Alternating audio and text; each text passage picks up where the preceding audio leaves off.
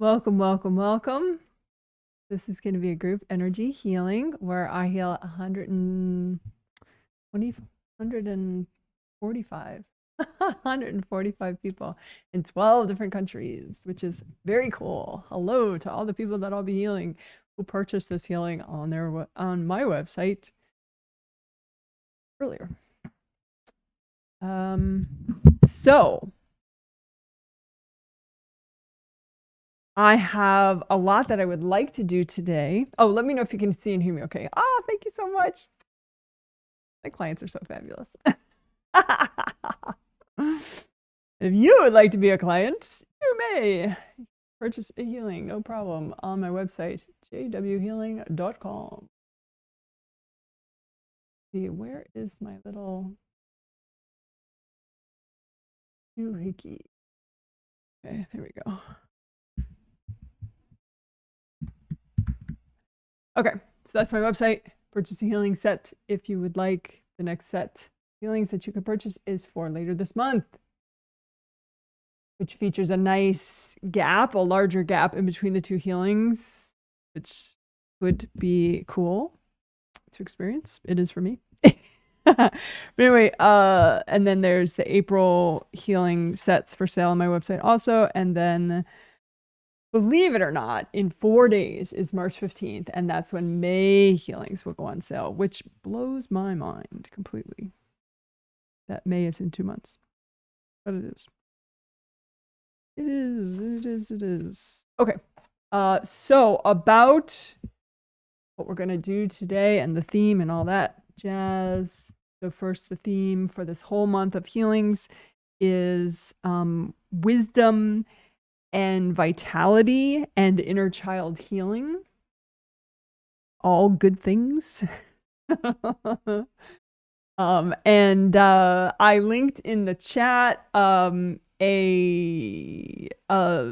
10-minute inner child video that I put up last night, which is in the playlist for this month and also in the short video playlist and of 2024 and 2025. And I this morning put up an excerpt video. It's part of why I'm later than usual, even though it's a flexible start time. So really, I couldn't possibly be late. But anyway, I made an excerpt video this morning too. Grounding and non-resistance together. It's a good video. It's 10 minutes and it includes flower healing for non-resistance and clearing baggage about resistance and also lots of grounding and blocking. So it's cool. So those two short videos, inner child healing and grounding and non-resistance, those are now in the short video playlist as of the last 24 hours. Hot news. But anyway, so let's talk about what we're doing today for wisdom and vitality and inner child healing.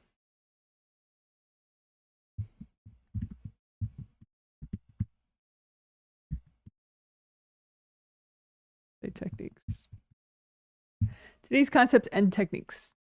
So I have a lot that I would like to do. So hopefully we can do it all. We'll see. But there is a lot for inner child healing today. We're going to repeat essentially what's in that 10-minute inner child healing video. Well, yeah, the main kernel of what's in that inner child 10-minute healing video will repeat again today, which is essentially healing your wounded inner child, healing like little mini versions of, it's like little parts of your inner child that got wounded and therefore are just stuck in this wounded state. And so it's really powerful to heal those. Easy, gentle, but it can give you good results. So going to do that again because people need it more, so we'll do it more. But then there's the new twist on it, which I realized as I was reading people's surveys. So thank you so much for your surveys. You don't have to be brilliant or insightful in your survey. Just tell me how you're doing. But while I was reading those surveys, I realized this one person said that They weren't productive because their inner child wanted to play video games. You said something like, "Oh, I think my inner child wanted to play video games, so I wasn't productive at all." Um, which made me think about how you can have happy inner child parts of you too. Like it's not all wounded inner child. Like once you heal those wounded inner child parts of you, do those wounded inner child parts of you all go to an adult space? No, not necessarily. And that's probably good. It's nice to still have innocence and playfulness and spontaneity and all that. And part of that, you could think of that as an aspect of yourself that's an inner child. Like, it's just like, sure, why not? Oh no, my hair's all weird. Sorry. That's the problem with me being able to see myself while I talk. I get all distracted by stupid hair shit. Sorry about that. So anyway, you have a happy inner child part of you if you have done enough inner child healing. So then the issue becomes, well, who's in charge? Who decides what you're going to do today? Who manages who controls your time management decisions? Is it the happy 7-year-old part of you, or is it the 40, 50, 60, 30-year-old part of you? Which part of you does that?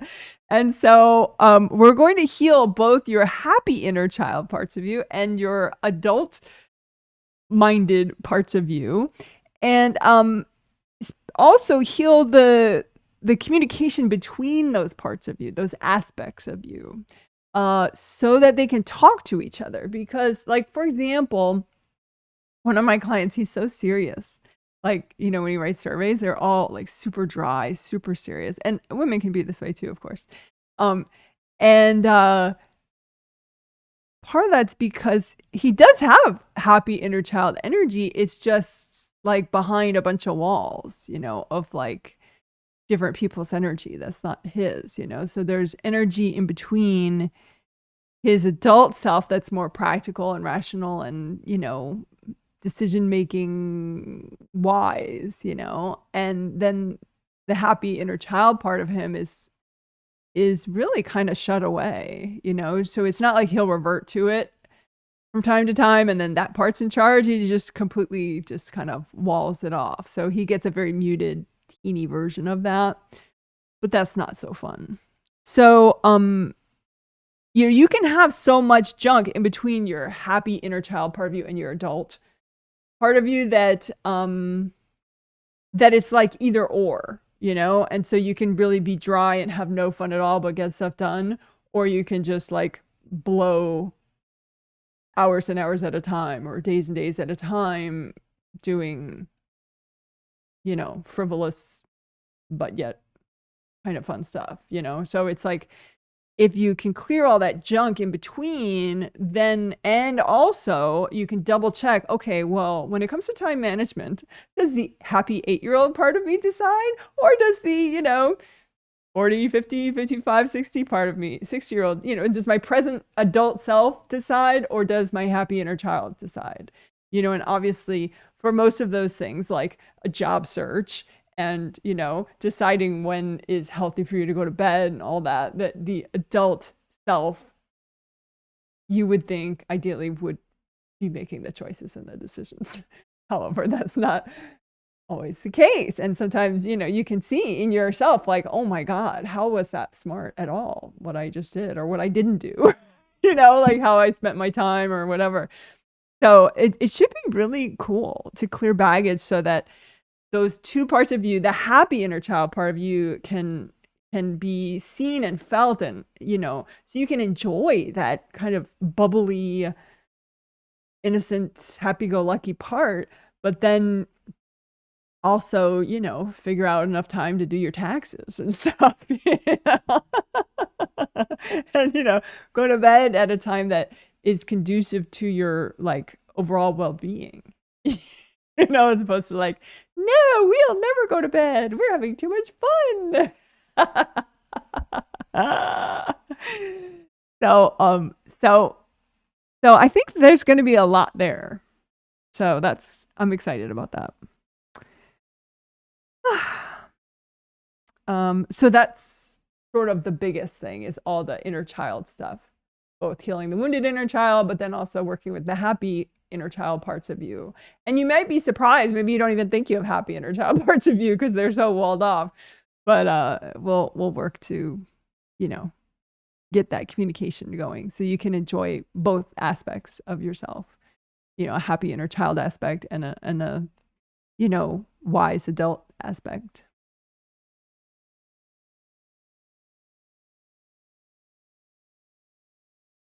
And so that's that. And then the other, I would say, major thing, if I had to just pick two major things, and then the other things are supporting things for today's healing. The other major thing I actually made a whole bunch of graphics for, so I'm going to switch over to that now. There we go. It's a very busy screen, but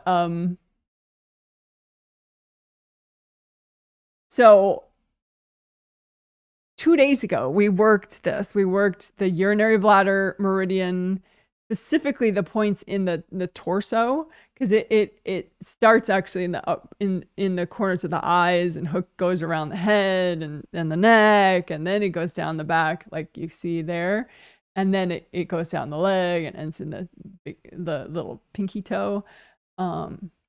But specifically this part that's shown there of the urinary bladder meridian in yellow there, all the yellow, those branches. We unblock those and the urinary bladder meridian Wei Qi aura that's all around you that protects and nourishes the urinary bladder meridian. So we did that, and then at the same time, and we sort of alternated back and forth. I'm so confused as to where the hell I'm supposed to point because the camera's in reverse, so I see myself backwards.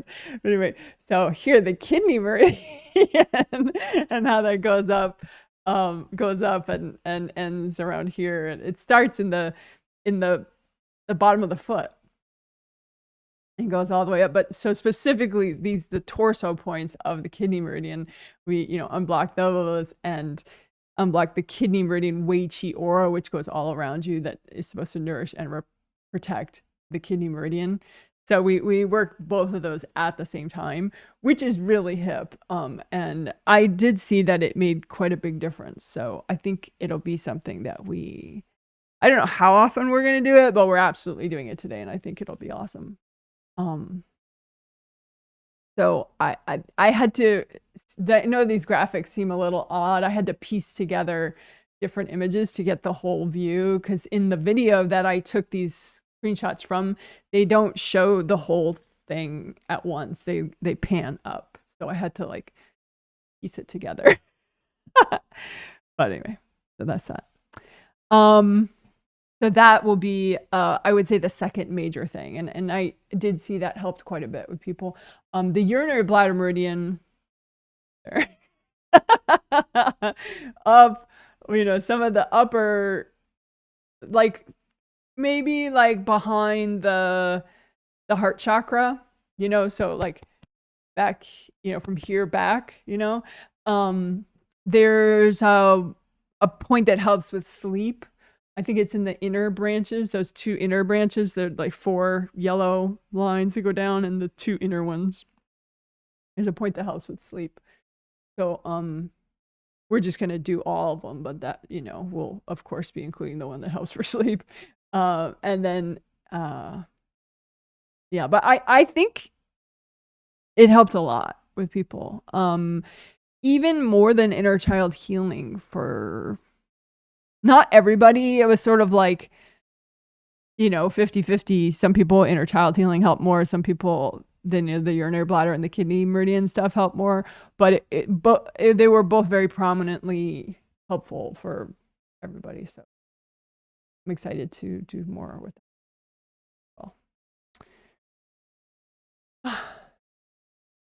Okay. So, and then some of the supportive things we'll do is clearing expectations and judgments about, what a child is like, or what an adult is like, or what what is childish or what is, you know, mature, or, you know, how you should be, how you should act at your age, you know, all that, your own expectations and judgments, and also, you know, family and social expectations and judgments. We'll work on clearing those out of the way.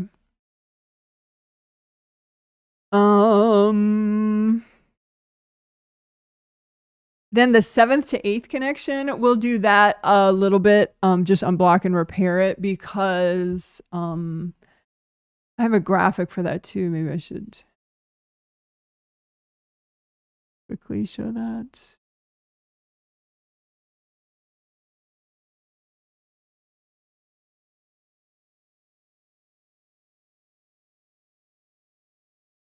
Oh, boo. Where is it?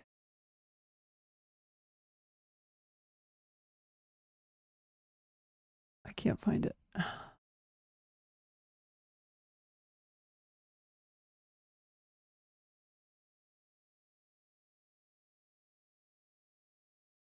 Maybe I won't be using the graphic today. Because I can't find it. Ah, here we go. Wow. How was that so hard to find?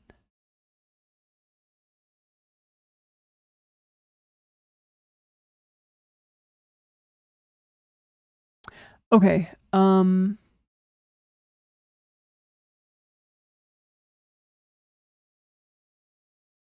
anyway, if that's your 7th chakra in your head, that bucket looking thing there, that's in your head and the top of your head,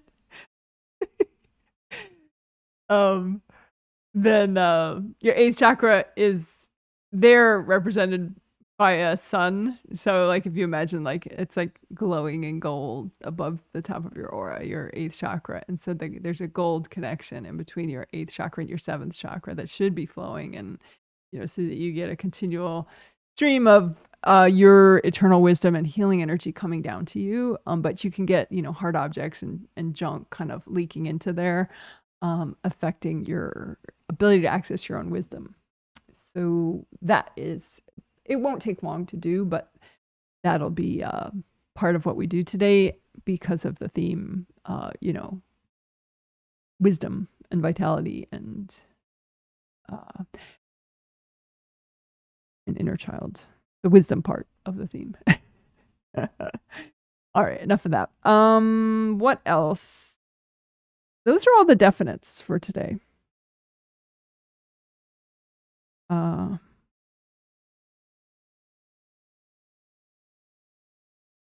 So, and again, today we will do what may feel like a sort of a tough love discussion period afterwards, because I used to just read and read and read, you know, people's questions like, oh, where are you stuck? And I would read it all, you know, whereas now I only want to do a Q&A that's 30 minutes long tops, because the healing itself is pretty taxing and enough is enough. But also, I think a complementary goal that goes well with it, with only doing 30 minutes, is to encourage everyone to read themselves and to practice self-diagnosis, because it's the only way you get good at it, is to sort of stumble along and work on it. Even if for a while you feel like, I don't know, Janet, I don't know how to read myself. That's crazy. You can read yourself. I can't.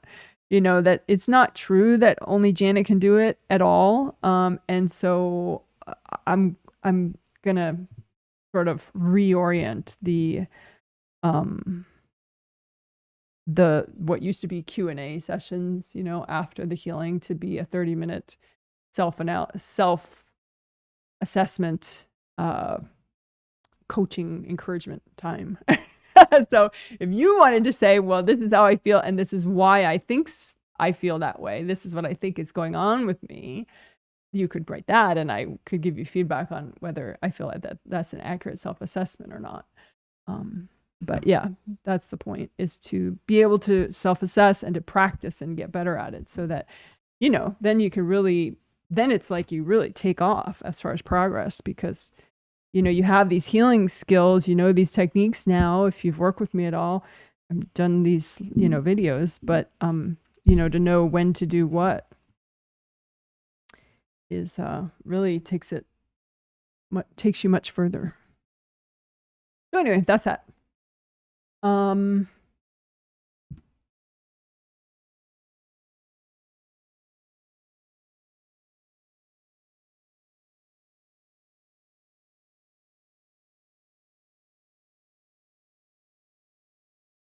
I'm just making a note so that I make that into a chapter later when I make all the little video chapters tonight. All right. Let's see. All right, so now I'm going to check people's chat comments now, which is usually just people saying hi and letting me know what their weather is like. And then we'll do the 3 minutes of quiet, and then we'll get going with the healing. And during the healing, I do say out loud what I'm doing as I do it, so you can use it as an all levels self-healing walkthrough if you wish. Okay, someone says I can see and hear you with very pretty emojis. Thank you so much. Someone says, good evening, Janet. Good evening to you. Someone says, hey, Janet, 41 degrees Fahrenheit and sunny in Chicago. Well, not so bad for March, right? Early March. Someone says, hello from Lakewood, Colorado in the U.S. 64 degrees Fahrenheit and sunny. Lots of cool emojis, including a ladybug. I saw my first ladybug of the season a week ago. Yay, inner child healing. Yes, indeed. It says, hello from Lake Worth Beach, Florida in the United States. Hoping for a good healing technique session today. I'm feeling an undercurrent of irritation/anger for the last 3 hours. Likely I need to do inner child work. Yeah, or fix some ore damage. Okay. Someone says, hey, Janet, from cloudy Las Vegas. 68 degrees Fahrenheit. That's nice. The start of the live stream gave me energy to get off my bed and get some things done. Isn't that exciting? Well, good. Yes, and if you are still listening, that happy inner child communicating with adult self, the communication between happy inner child and adult self. That should be good. I think it should be good for, I was writing down the sample people that especially needed it, and some of them were mothers, some of them were not mothers, some of them were not parents, but some were, and it's just interesting, if you're a parent, and you don't have good communication between your happy inner child and your adult self, I think it's harder to be a parent because it looks like it. I'm not a parent in this life except for animals, pets, but it looks like it's just more, well, it's complicated to be a parent, period. But I think, when your inner child stuff gets triggered, either the division between your happy inner child and your adult self, or just the wounded inner child stuff gets triggered, it's harder. And, since you have these children walking around your house all the time, it's easy to get inner child stuff triggered. So anyway, it's good stuff to work. Someone says, hello, tuning in later today, and it looks like I'm not late at all. No, you are not. I was so late, but not late myself. Yes, love your flexible start time. Well, that's nice. Yes, no, you are right on time. We haven't even done the healing yet. We haven't even done the 3 minutes of quiet yet. Part of because I made an excerpt video this morning, and also I made this amazing yet complicated graphic. So we can so I don't have to fumble around with graphics and videos when we unblock these two meridians at the same time. So anyway, exciting stuff if you're a giant geek. Okay, so let's do the 3 minutes of quiet. during which time I will finish my prep, say hello to the people I'm healing non-verbally, and begin the healing without talking for a minute. Yada yada. Okay, quiet.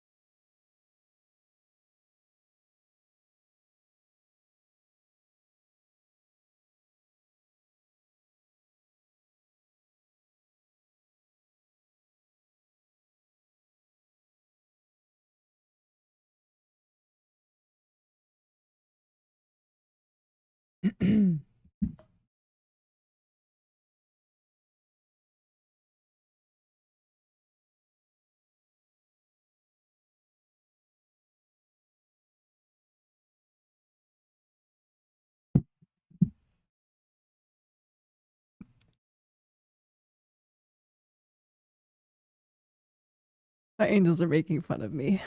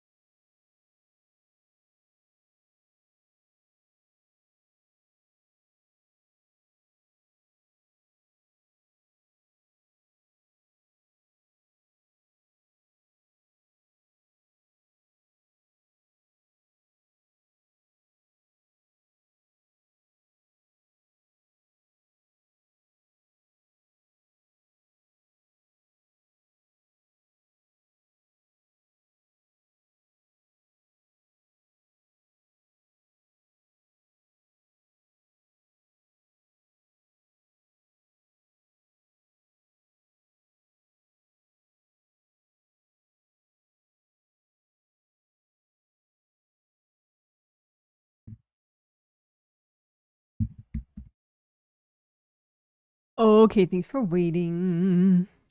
So, get going here. You have hand chakras, one in each palm of your hand, they're big. And you have a fingertip chakra, one in each fingertip. And you can set these chakras, specifically these chakras, to a metallic gold color, like this glitter, with your intention. And therefore, as they naturally spin and generate energy, they're generating energy at that gold vibration, which is really nice for unblocking and repairing and letting go. And so you can use one hand to unblock the other. So, like, the more you unclog any chakra, the better it works to generate energy. So you can unclog your fingertip chakras, unclog your hand chakras.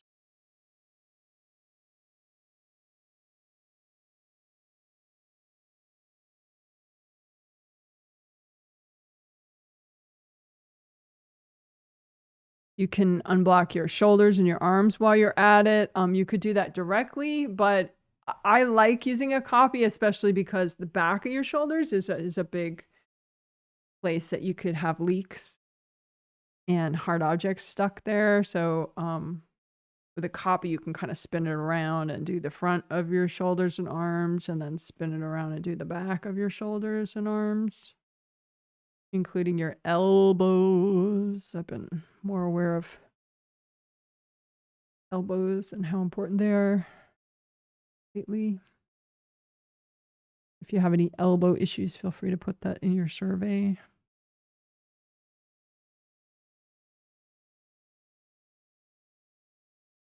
So you don't want leaks. You want to unblock the energy flow down your shoulders and your arms and wrists and fingers, hands and fingers. You want to remove, pop out any hard objects. Let the you can say angels if there are any invasive beings messing with this repair and unblocking. Can you please recycle them?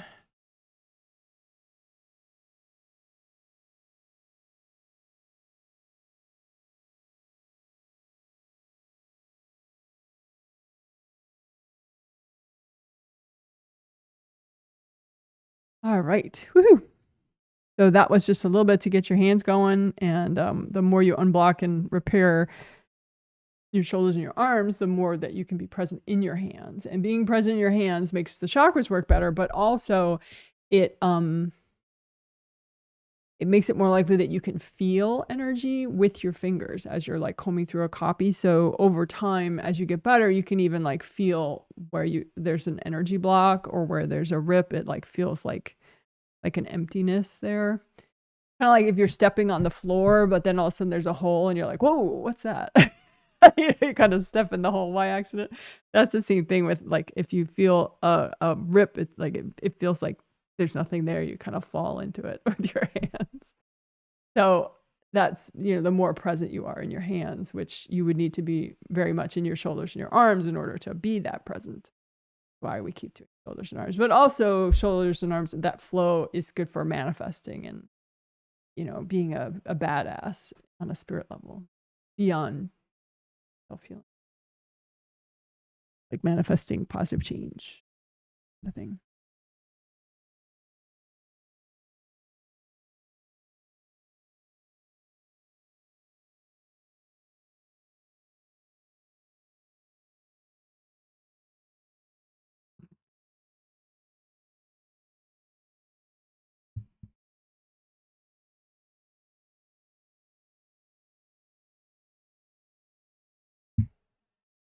Okay, so let's do grounding. But I do want to do a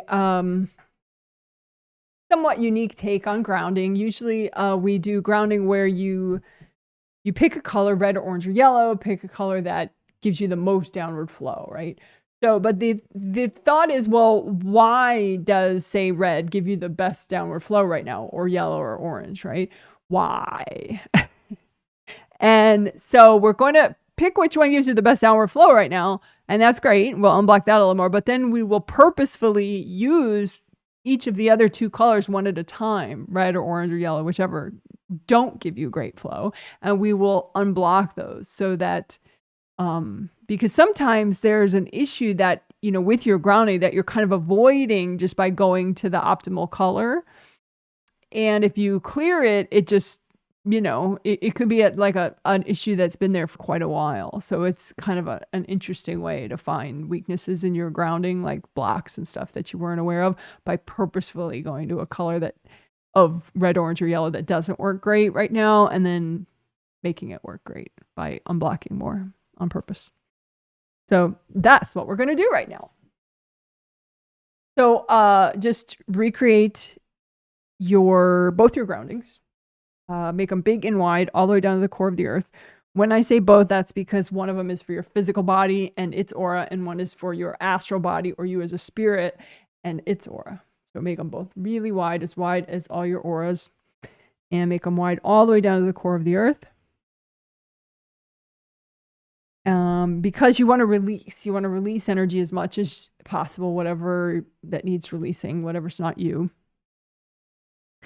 And so right now, let's find out which of red or orange or yellow, which of those three colors releases the best for you right now. Oh, and bring your grounding up high as your third chakra. Your third chakra is below your sternum bone, or your sternum, which is a bone. So your third chakra is right below that. And so bring up your grounding that high so that it helps support all three of your lower chakras, 3, 2, and 1, right? So anyway, go ahead, test red grounding, make both your groundings red, see how you feel like your releasing is right now. And then with your intention, switch the vibration or color of your grounding to be any shade of orange you want. And see how grounded you feel with that. See how much you're releasing with that. And then with your intention, switch your groundings to be yellow, any shade of yellow you want. And see how that feels for you. A couple deep breaths. See how you're releasing with your groundings at yellow. So if you can't tell which one worked best for you, don't freak out. That's fine. We'll unblock all three anyway. But it's kind of interesting sometimes to notice. So, well, which one does release best for you right now? And we'll use that one first. So whichever of the three colors you decided was releasing best for you, just make a copy of, make your grounding that color, and make a copy of both your groundings out in front of you. And then comb through the groundings with gold light from your hands. And just look for any blocks and melt them away. Any hard objects stuck in your groundings, just melt those away. Or you can take out the hard objects. Say, angels, can you take these for me?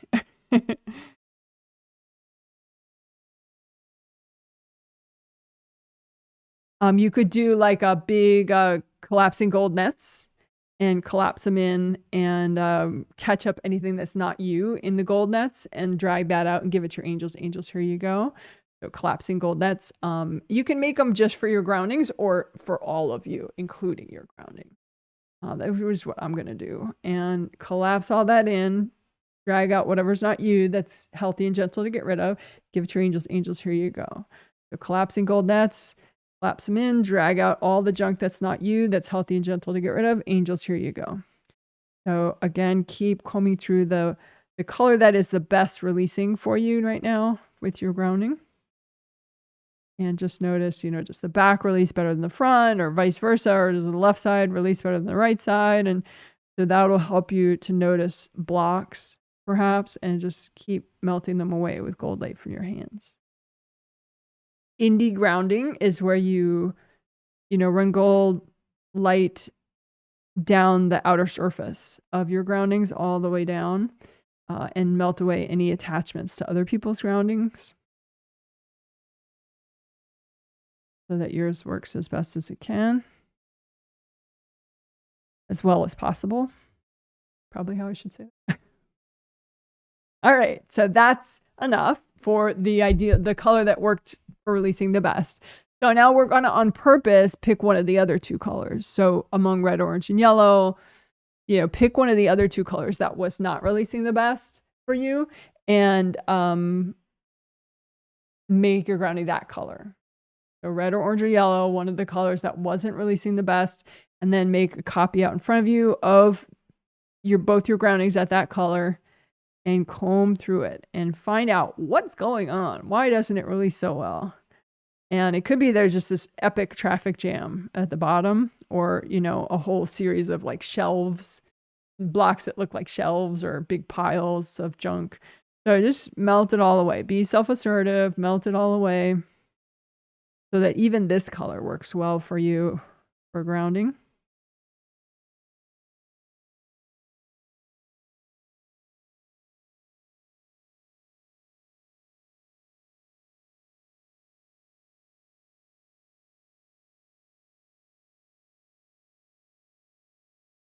And again, you can do collapsing gold nets for your whole space, including this color of grounding, both those groundings, and just collapsing gold nets, drag out the junk that's not you. Angels, here you go.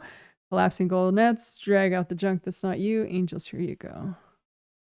Okay, so then now I'll switch to the other grounding color among red, orange, and yellow that was also not working well for you. Make both your groundings that color, and then comb through a copy of those groundings, and be self-assertive. This is your grounding. Just blow up, melt away anything that's in the way of the flow and releasing. You want to have options, you don't want to only have a certain specific vibration that you release well, and just get rid of it, all that junk that's in your way at this color in your groundings.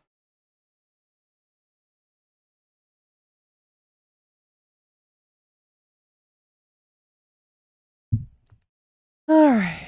So just take a couple deep breaths, breathe into all your joints, shoulders, your elbows, your hips, your knees, your ankles, your toes.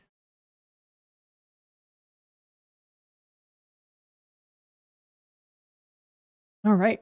And then, of course, you can now go ahead and test red, orange, and yellow groundings just to see right now which color works best for you. And then, of course, go ahead and use that color. So red grounding, see how that feels for you. Orange groundings, see how that feels for you. Yellow groundings, see how that feels for you.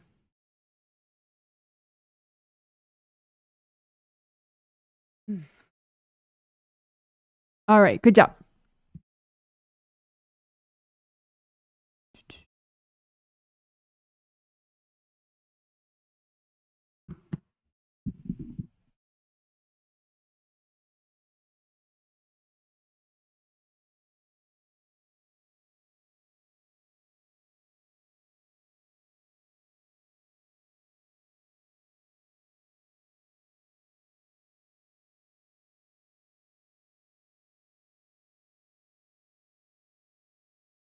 Alrighty, so let's do aura repair.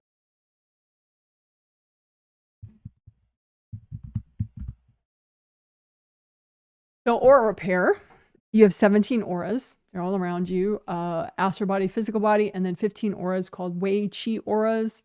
Wei Qi is a traditional Chinese medicine concept that has to do with your strong boundaries energy. Although it's not strictly traditional Chinese medicine to say, okay, well, there are 15 auras of that. It's sort of traditional Chinese medicine inspired. Anyway, 15 auras, 17 auras, 15 of them called Wei Qi. And just make copies of all your 17 auras out in front of you and comb through them with your hands. Gold light from your hands. You want to check for rips. Do you have rips? Maybe that's why you're cranky. Maybe somebody just went 20 times and ripped through half your aura. That would kind of make you angry. So just check to see. Because, it's a good skill to know, like, gee, I need aura repair, rather than just having a shitty day, So now if you know that you need aura repair because you have rips, or if you don't know, just repair them just for good measure, because you have so many auras. The likelihood of you having a few rips is probably pretty high. All right, so just we'll use composite copy technique.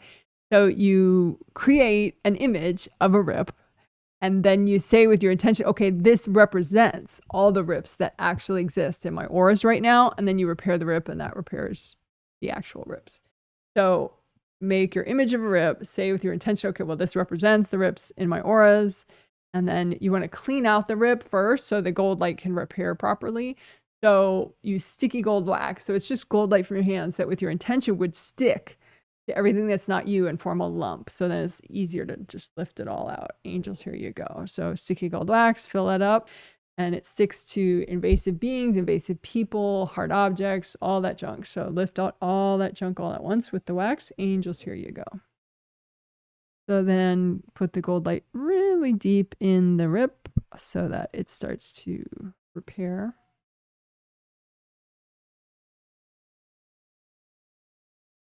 And just double check you didn't miss any hard objects. Get out the hard objects. Angels, here you go. Angels, here you go.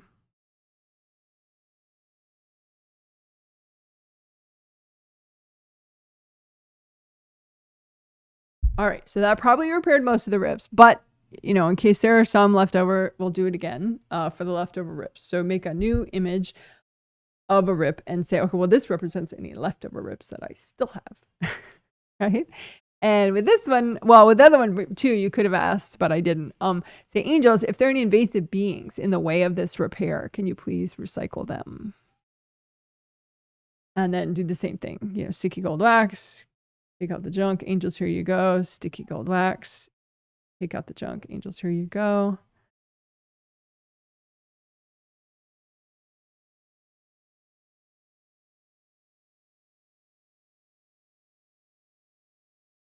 Okay.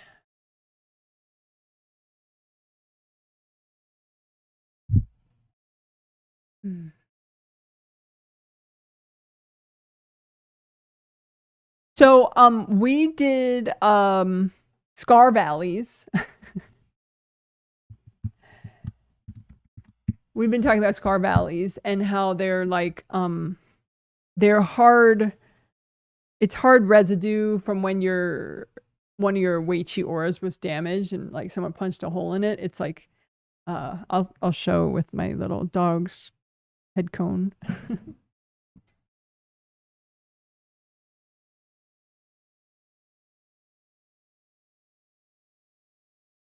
No, if you imagine that this was all black, then it would be a better representation of a scar valley and how it looks in your Wei Qi aura. So like someone punched a hole through your Wei Qi aura, right? But you did aura repair, and so that got repaired, right? But a lot of times there's like a leftover compression in your Wei Qi auras, and so the gold mesh spheres in the Wei Qi auras don't go in this area unless you get rid of the scarring.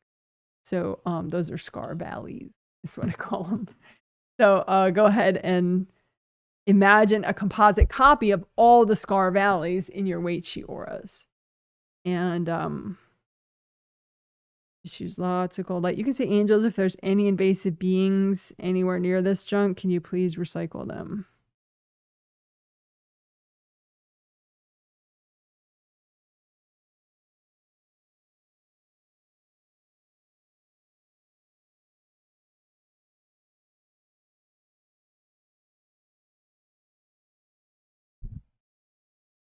So then just run gold light through all the gold mesh spheres of your Wei Qi aura. So each Wei Qi aura has 3 gold mesh spheres that wrap all around you. So an innermost one, a middle one, and an outermost one. So just use lots of gold light and double check all those. They may have just all repaired since we melted away the scar valleys, but nice to double check with some extra gold light. All right, good job.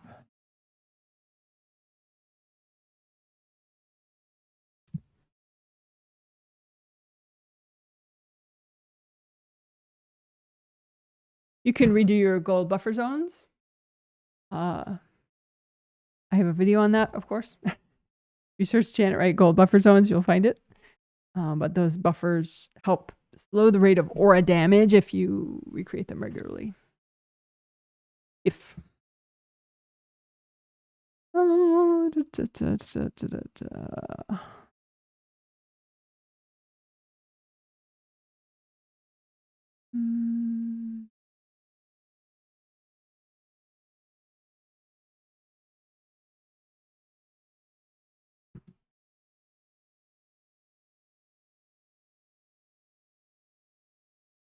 someone asks, usually I don't do questions during, but sometimes the angels are like, yeah, answer that one now. So someone asks, can we have scar valleys in regular physical and astral body auras?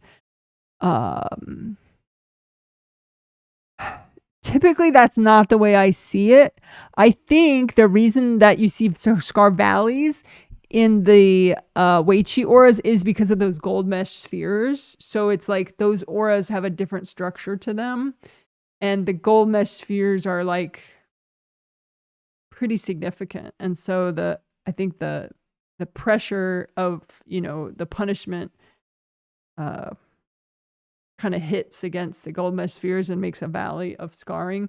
Whereas in a physical body aura or astral body aura, you tend to have more linear bruising. within, where it's like plates of energy.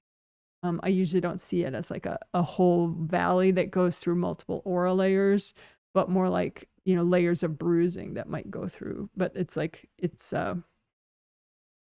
like oriented differently. So it's like this way as opposed to like a whole valley thing, in your aura. You can have a rip like that, of course, that's the way rips are in your astral and physical body aura. But yeah,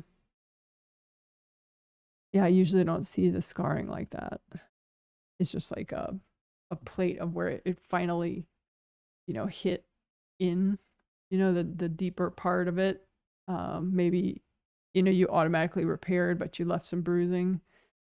I mean, you can, that's why we haven't done it lately though, but you could, pile up all your aura scarring and bruising, which is usually in the physical body and astral body auras, and melt that too. So you can go ahead and pile out in front of you all your physical body and astral body hardness, leftover hardness, whatever you want to call it, and melt it away.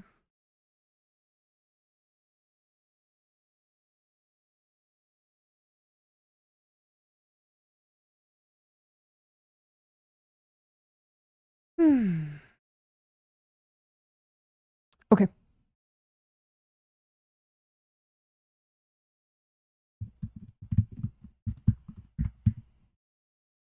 So your creative rings are up above here in your astral body aura. 1, 2, 3, 3 of them. They're gold.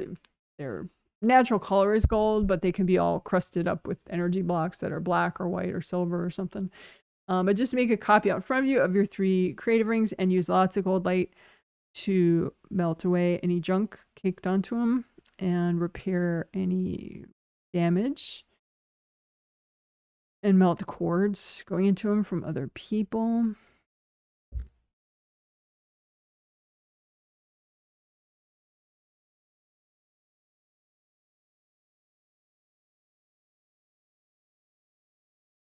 You may have invasive beings that are messing with your creative rings, either kind of wrapping their energy around them locally or from afar cording in to the creative rings. So either way, you can just say, angels, if there are any invasive beings messing with my creative rings, can you please recycle them?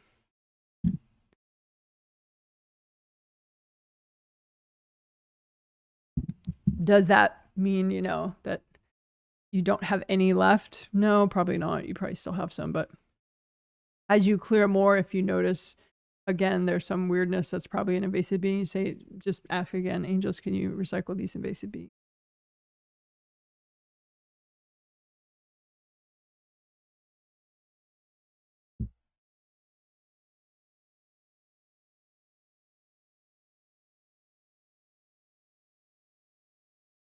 As you melt cords and melt away blocks, you're relaxing the flaps. This is how they look when they're sticking out and very much not relaxed. The top-down view of them sticking out, your flaps. But when you melt cords and unblock enough, then they fall shut. So it's just like a smooth, round outer surface, which is what you want. Because with the flaps sticking out, it's just too easy for people to cord you and beings to cord you. So melt enough cord so that those flaps shut.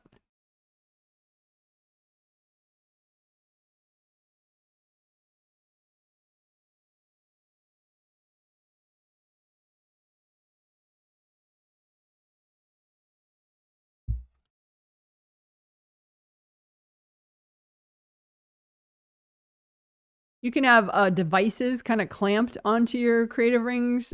So those tend to be like heavier and more solid. You can melt them with gold light, but you kind of have to focus a little more gold light and take your time with it. Or you can just lift off the devices, give them to your angels, lift them off. Angels, here you go. Just heal the creative rings a little extra once the devices are off. So you can just lift out devices that are on your devices or hard objects stuck in your creative rings. Just lift those out. Give them to your angels. Lift out the devices and hard objects. Angels, here you go. And just repair extra now that they're gone.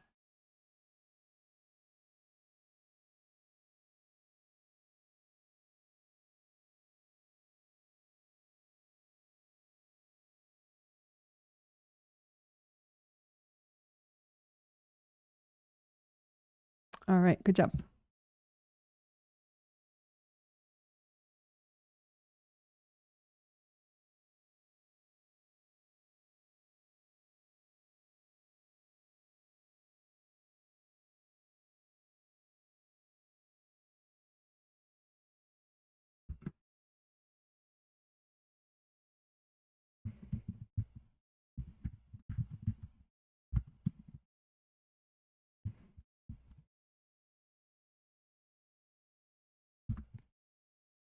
Okay, so repairing and unblocking all of your major and minor chakras. Let's do it. There's also a short video on this. I don't know how long it is, but it's probably less than 10. In that short video playlist. I linked in the chat. The start of the live stream. But anyway, okay, let's do it. So this is the basic shape of a chakra. It looks like an open cylinder. And so you could make a copy out in front of you of the basic chakra shape and just say with your intention, okay, this represents all my major and minor chakras. So as I'm repairing this composite copy, I'm repairing and unblocking all my major and minor chakras in my body and my spirit, all my chakras, right? So just make your copy and get to work. Use cold light from your hands. Melt cords. Relax the flaps around the outer surface, just like with creative rings. Chakras have flaps. If they get irritated, they stick out, and then it's easier for people to cord you, which is how things can go from bad to worse, which is why life is not based on fairness. Well, that's not why, but it's further proof that life is not based on fairness. So just keep melting cords from your chakras. Let them go. Melt the hardness, the stuck energy that these cords anchor into.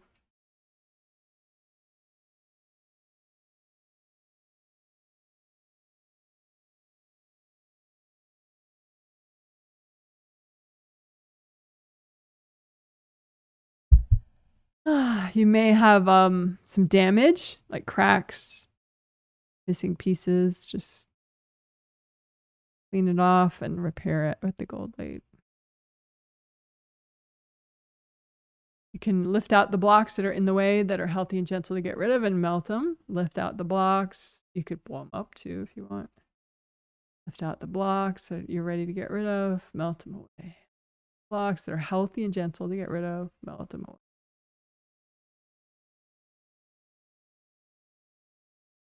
So the theme, inner child healing, wisdom and vitality. So are there energy blocks that are burdening you so much that it's making you not have access to your wisdom and your vitality and your inner child fun, right?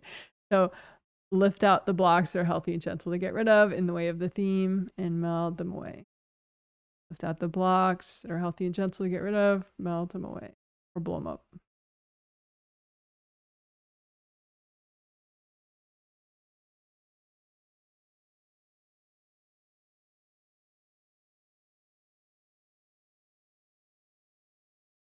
All right, good job.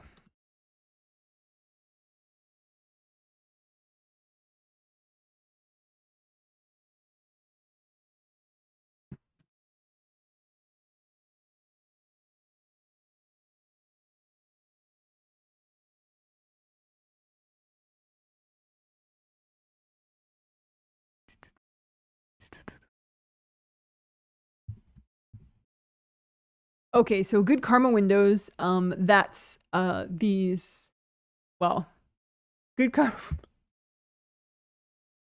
windows and base of all points. Now,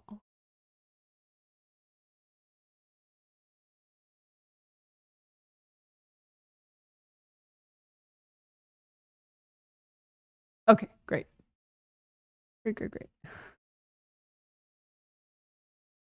So base of skull points are 2 rows basically of acupuncture points, right? They look like 2 rows. acupuncture points. One is at the level of the top of the earlobe, one is at the level of the bottom of the earlobe. So all those points I consider base of skull points. So we spend a lot of extra time on those. They're very important. You can go ahead and make an extra grounding just for those base of skull points, going all the way down to the core of the earth. I would suggest that grounding be red, just because all the acupuncture points, red is a really good color for them. So just have that red grounding going all the way down to the core of the earth from your base of skull points, and just comb through that grounding and unblock it so that you get to release any extra energy, any energy that's not yours, down to the core of the earth from your base of skull points.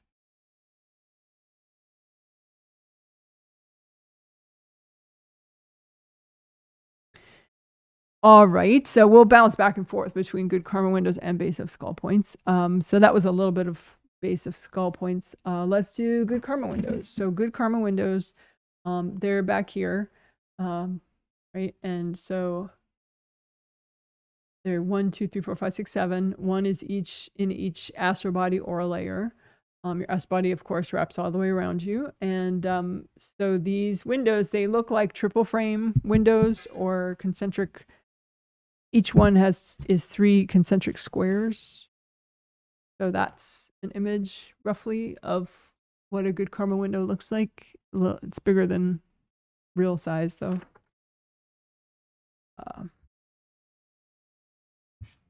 Anyway, and each good karma window is the color of your energy in that aura layer. Well, naturally, but then there could be a lot of garbage clamped onto it that's a different color. So just comb through these good karma windows, like imagine a copy and just comb through. Use lots of gold light. You can bring up red earth energy and soak all of them in red earth energy if you want. Technically, you could, use red for the red one, orange for the orange one, yellow, green, light blue, deep blue, purple, but red's good enough for all of them. You have to pick one color. And someone in their survey was saying how they had negative self-talk at the time, and they had damage to their 5th good karma window, number 5, which affects the 5th layer, which affects the throat chakra, which is the 5th chakra, which is inner voice. So it's just an extra thing to be aware of, that, each of these good karma windows, they're like little gateways in a good way, but if they're damaged, they're gateways in a bad way. So this, if you're having an issue with a certain chakra or certain, aspect of yourself, like emotions or, communication or self-esteem, check all your good karma windows really, but you can kind of geek out and check just the window that would help the most with that aura layer or that chakra, whichever is associated with that ability. And if you don't know what chakras do what, like for example, that 2nd chakra is for emotional wellness and 1st chakra is for safety and courage and abundance. I do have a email handout. I could email you. It's just email me and ask for the free 2-page chakra handout. It's like an email attachment I could send you.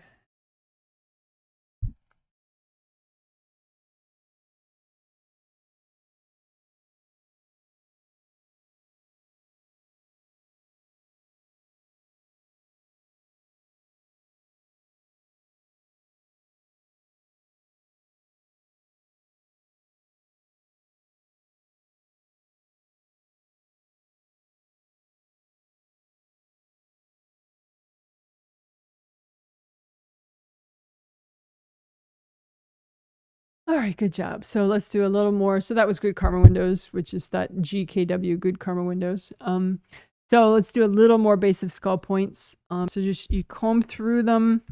So like if you had a copy right here, you just comb through with gold light with your hands. You can comb through a copy. So you just start in the inside of the skull and comb through, and you want to just gather up any blocks that are healthy and gentle to clear. And just gather them all up and say, angels, are there any invasive beings hooked into this junk? If so, can you recycle them? And then just melt cords from people out of these blocks. melt yourself out of the blocks. By then, the blocks will probably melt away completely, but if not, you can blow them up. Or hand them to your angels. If there's something hard there that's just not clearing, just say, angels, here you go. You can do direct healing on those base of skull meridians. The meridians that go through the base of skull area. So that center line one, that's GV, governing vessel meridian.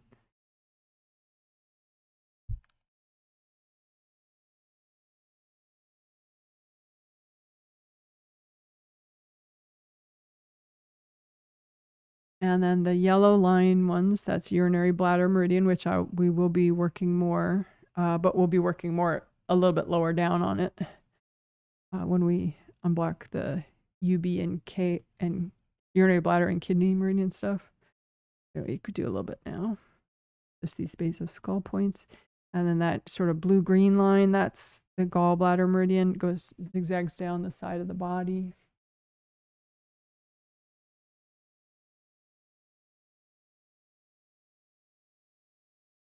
So just when you unblock the auras around these points, it'll help the points to relax and be safer.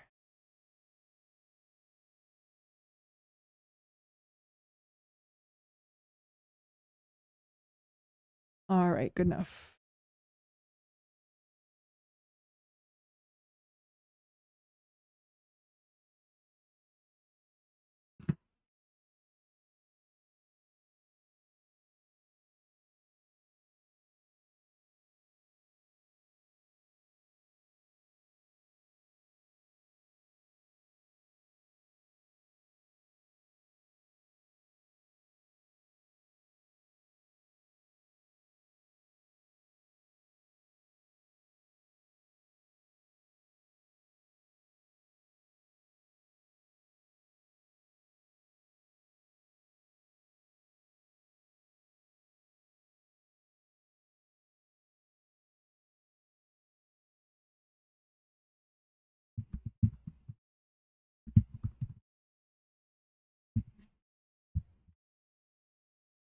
All right, good job, good job.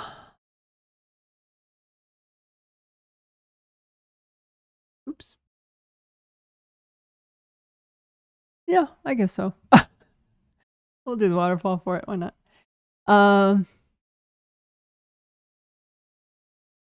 So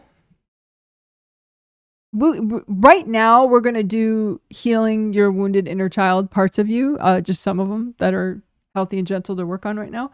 And again, you do not have to feel what those parts of you are feeling in order to heal them. So in other words, you don't have to break down in tears for an hour now. If you do, I guess we could. If you do, you do, but it's not necessary. Like, to do these techniques, you don't have to have crying fits. You don't have to, have 10 years of therapy. You don't have to have a shitty day afterwards. The idea is you want to clear enough so that you want to clear it in a way that the wounded parts of you are in front of you. You're not like swimming in the wounded parts. You're separate. You're like powerful self-healer part of you. Okay. So anyway, you can do it. I'm just going to do what's healthy and gentle to do right now. Okay. And you can even make like, a nice gold flower garden in between you and these wounded inner child parts of you if you want, or a big gold curtain so you don't really have to, feel or whatever. But anyway, so, imagine, if you're not grounded, go ahead and double check your grounding. Big groundings all the way down to the core of the earth, wide as all your auras. Make them red or yellow or orange, all the same, both the same color, and comb through your groundings and be really forceful in unblocking your groundings. Just lots of gold light. You need a really nice, big, wide grounding to help this to be simple and easy, the inner child stuff. Okay. So now, on the other side of your privacy curtain, or just far away from you, or up close if you're not freaked out about it, just imagine little parts of you that are wounded inner child parts of you. And they can be from a past life too. It's just any part of you that was wounded as a child and never got healed. So it's still that way. And just so imagine parts of you like that. You can imagine just one part at a time, or 20 different parts of wounded inner child parts of you. It's fine either way, whatever you feel like you're up to. And you can just say hi and try to be gentle and comforting as you address these parts of you. And again, you don't have to dive into that part and feel it. Just feel like you're the badass super healer that's come to save the day. Okay. And just you can use gold sparkles if you want, and just use gold light from your hands and heal these inner child parts of you, these wounded inner child parts of you. You can bring up red earth energy and soak these parts of you, red or orange or yellow, whichever you want. And the thing is, some of these wounded inner child parts of you have been through terrible, terrible things. And some of these wounded inner child parts of you, what you were going through was just terrible for you at the time, but it's not like the worst thing in the world, because when you're a kid, it's easy for things to feel really terrible. So you can just kind of notice that if some things felt really terrible because of a child vantage point, or some things were like epically terrible, but again, you don't have to feel it. Just notice like, wow, that was awful. Oh, that, yeah, I thought it was terrible. And then just keep healing. Lots of gold light. And you could do, all 3 colors of earth energy, red, and then bring that down orange, bring that down yellow, earth energy from the core of the earth, and then bring that down. You can make energy healing presents for these inner child parts of you out of universal healing energy. Just use your hands if you want, and just make flowers or balls of light that are rainbow colors or gold or both, and just tune it to the right vibration just with your intuition. That's going to help these inner child parts of you feel loved and whole and good again, right? And so just make all these presents.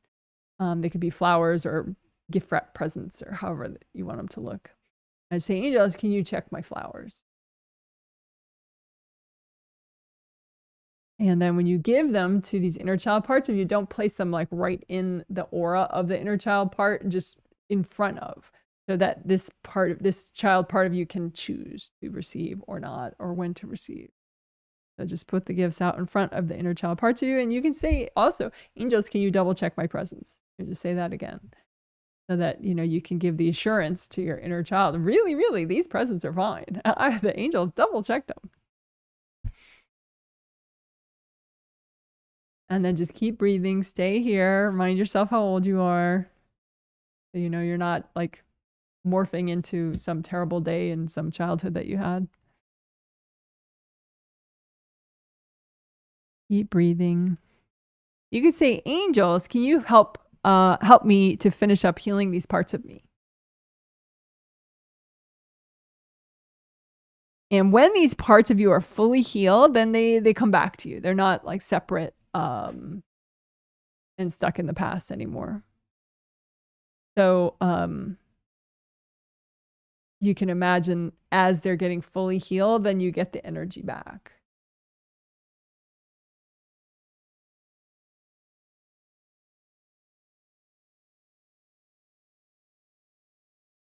You can say to angels, if there are any invasive beings messing with these parts of me, can you please recycle them?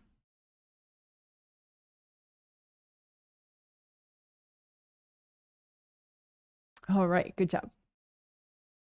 So let's do some gold glitter to celebrate that. If I can. Oh, nope, I only have this one. I only have butterflies. Let's do butterflies. Celebrate that. Good job, good job, good job. All right.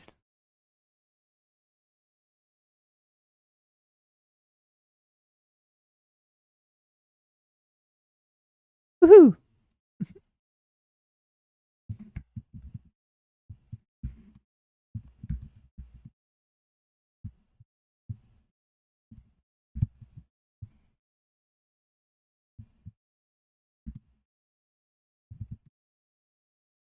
Okay, so this I talked about in the intro. It the discussion before the healing, this is something for me fairly new to work with in this way. Where, okay, we already healed inner child parts, right? And so a lot of those inner child parts, when you heal them, the energy comes back to you and it doesn't stay 8, but now it's happy. It becomes, whatever age you are now, like 40 or 50 or 30 or 60, whatever. Right. But that's not to say you don't have a happy inner child part of you. So that's kind of interesting, I mean, some of it becomes a happy inner child part of you. So what we're going to do is help, those two parts of you cooperate, and your happy inner child part of you and your adult self, which can help in a lot of really practical ways and a lot of quality of life ways. Like, it can help make you happier, because a happy inner child energy is very joyful and spontaneous and just fun, and it helps with stress relief. And the healthy adult part of you, can help with decision making and being rational and, sort of long range and short range planning and, handling responsibilities that you have in your life, all that stuff. So you want to be able to have the fun, but have the productivity, for example, as well. So that's what this is about, is healing both these aspects of yourself and melting away any unhealthy barriers in between these two parts of you, and also clearing baggage so that the part of you that you want to be in charge of a certain thing is in charge of a certain thing. Like, which part of you is in charge of doing taxes? Which part of you is in charge of time management so that you make time to do taxes? Which part of you is in charge of when your bedtime is? So if you clear baggage, then it won't be so awful that the adult part of you is in charge of bedtime. All right, so let's do it.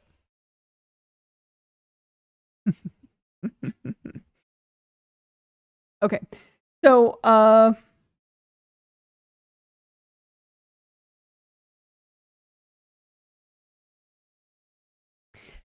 so first, let's just imagine inner child parts of you, happy inner child parts of you, because you may never have really imagined them, and that might be a good start to sort of increase awareness and communication, positive communication between your happy inner child part of you and the rest of your adult self.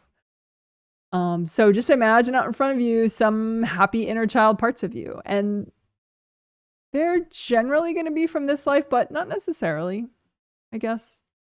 If you had like an especially happy childhood in a past life, you could have some traits still that you had in that. So it's like your happy inner child is in the present time, but it can be sort of flavored by what your life was like in a different life.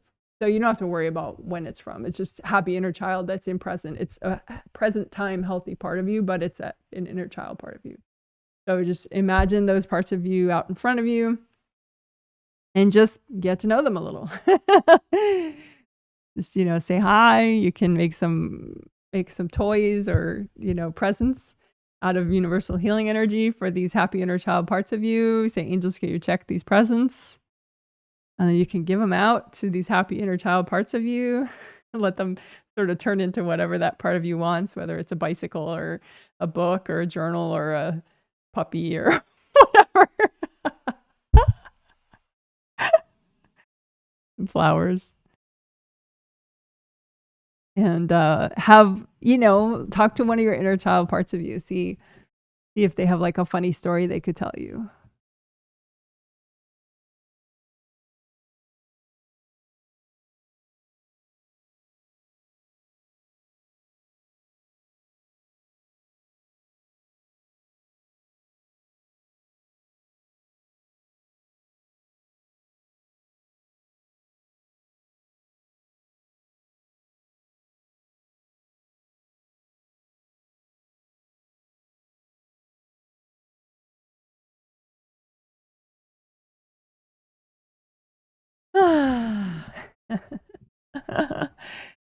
All right. And so that could be a very happy experience, or it could be a slightly weird experience to communicate with a happy inner child part of you. And if it is weird at all, it could be because you have a weird barrier wall, like a baggage wall in between the happy inner child parts of you and your adult self. And that wall can be like energy from bossy siblings, or sort of oppressive parents, or whatever. It's just energy you've accumulated over time.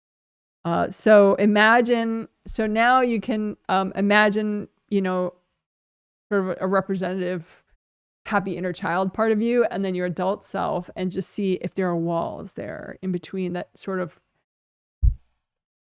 sour the communication and maybe block it partially or distort it in some way, and just melt that wall. So melt the walls in between your happy inner child part of you and your adult self.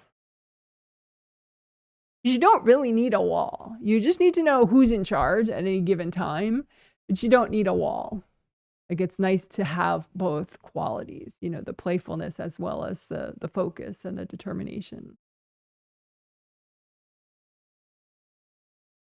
So just imagine any baggage wall, any, dumped energy wall in between your happy inner child part of you and the adult part of you. And just melt it away with gold light.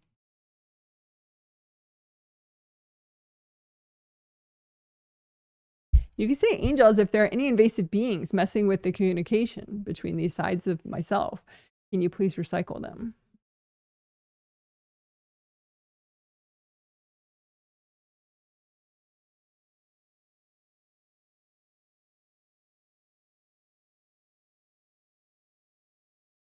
And you can give a little healing to both sides of you, this happy inner child part of you and the adult part of you. And just give both of these parts of you healing. You can do like tricolor soak, bring up red earth energy from the core of the earth. Soak both sides of you with that. Orange earth energy, soak both sides of you with that. And yellow earth energy from the core of the earth, soak both sides of you with that, in addition to the gold light, of course. Melt cords from people going into these aspects of you so that they're not able to kind of tune down one aspect or another or manipulate you in that way.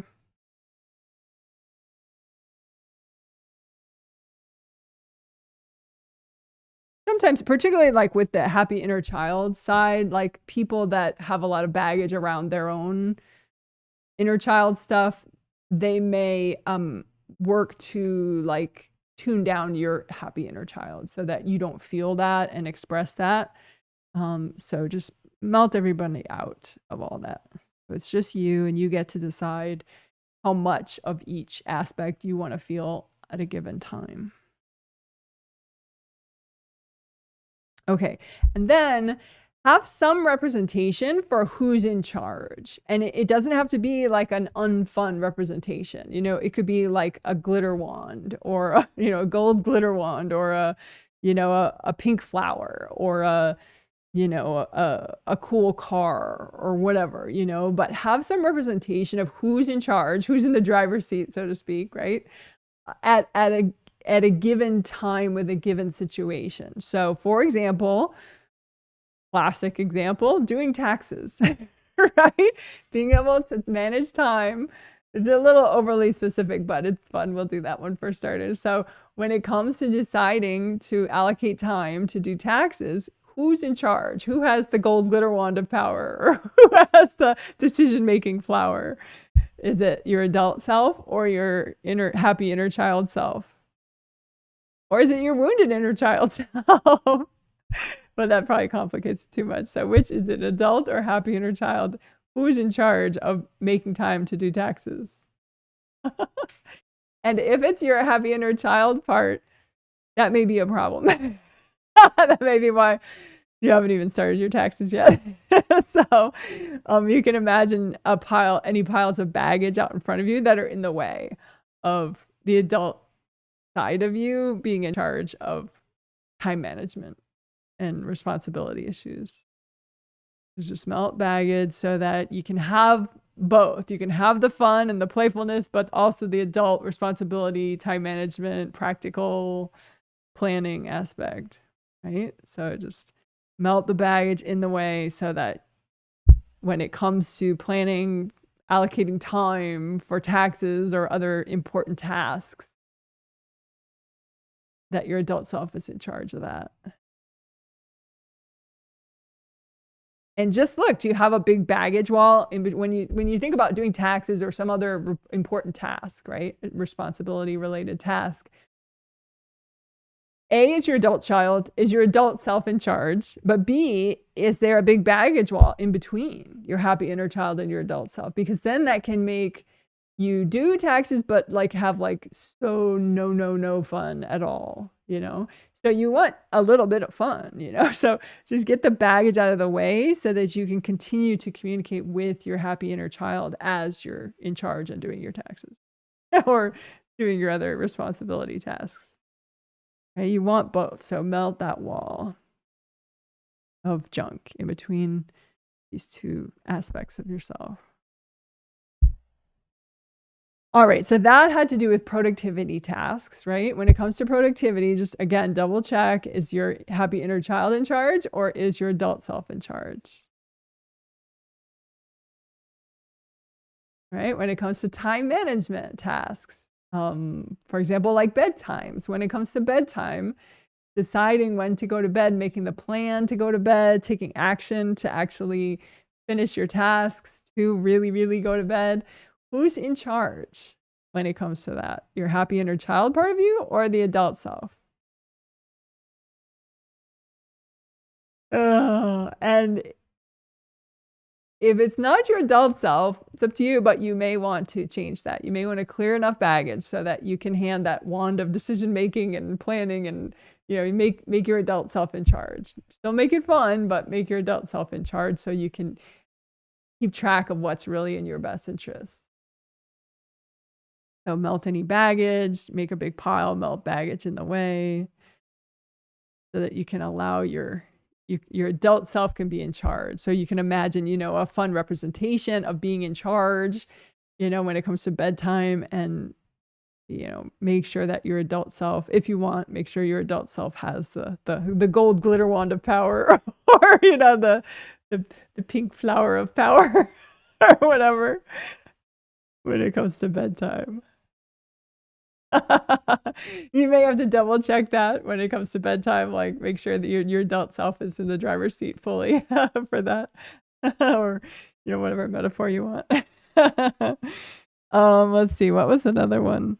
In charge of exercise and wellness. Okay, so which part of you is in charge of exercise and wellness? Is it the happy inner child part of you, or is it the adult part of you? And it's up to you, but if you have trouble with that space, you may want to make it your adult self that's in charge of exercise and wellness, because you have the whole rational, you know, being aware of age and science and healthcare facts and stuff. So go ahead and melt baggage in the way of your adult self being able to be in charge of your health and wellness.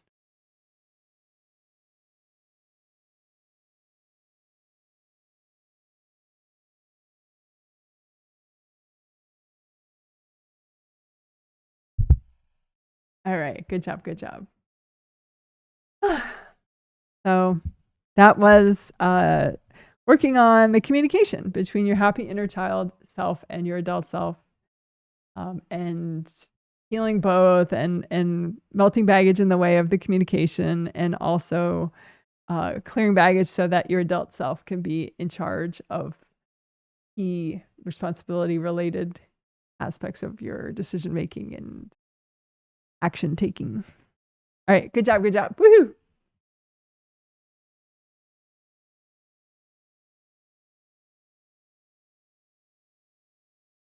Oops.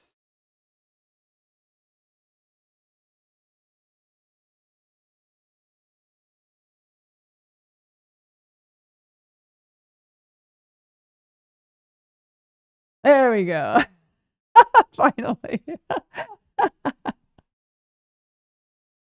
Good job, good job, good job. All right.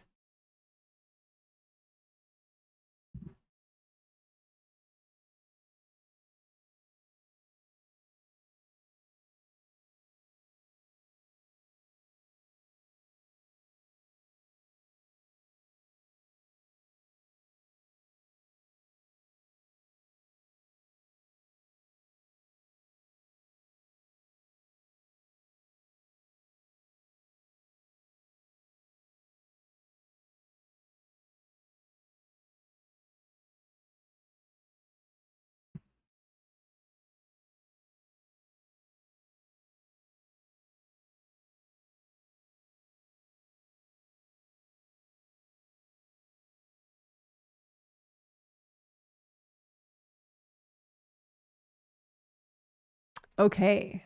So I hope you don't mind the busyness of this graphic, but it shows the points that are in the torso of the two really important and cool meridians. The yellow one on the left of your screen is the urinary bladder meridian, the part of it that goes down the back. And the orange one is in the front is the kidney meridian. So that's why it says UB, and UB for urinary bladder and KI for kidney meridian. So for starters, I'm just going to play both of those meridians so you get a better sense of them. But that's kind of quick, like maybe a minute and a half to play both videos. And then we'll just go ahead and get going doing it. And the first one I'm going to play is the urinary bladder meridian, because that's the order of flow. Like first it goes to the urinary bladder meridian, and then then the energy goes from there to the kidney meridian. So it goes down from the eyes, around the head, down the back, down to the toes, and then up from the sole of the foot all the way up to the chest. Do them in order.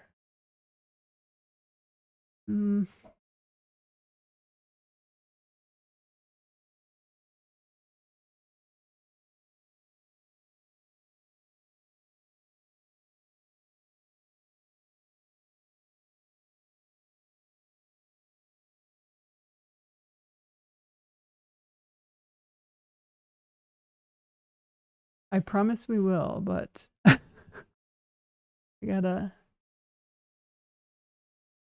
order them differently. Second.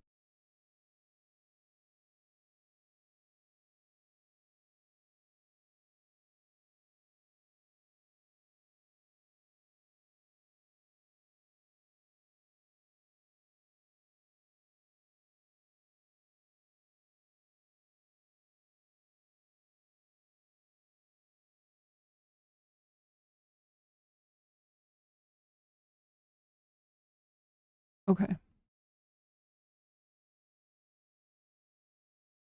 So let me make this full screen for a second. Start it over.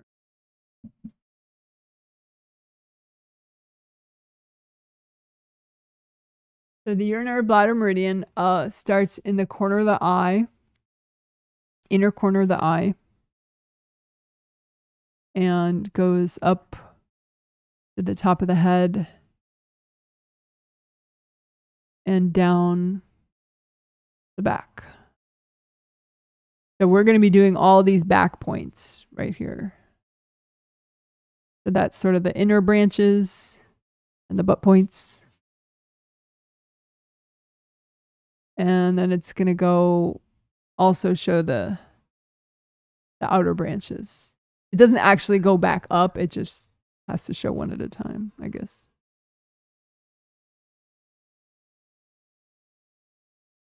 There we go. More butt points. And then we won't really do much with this lower part of the urinary bladder meridian, but just so you know, it goes down the back of the leg and down to the pinky toe.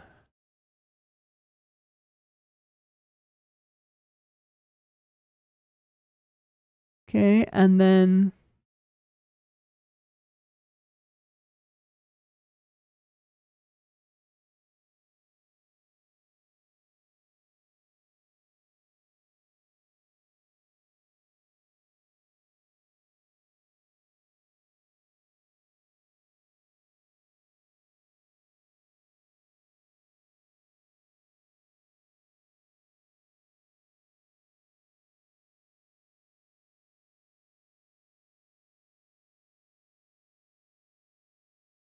The kidney one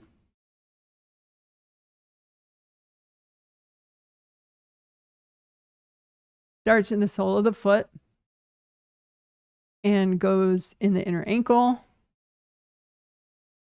and goes up the inner leg, inner leg, kind of the back of the leg at one point.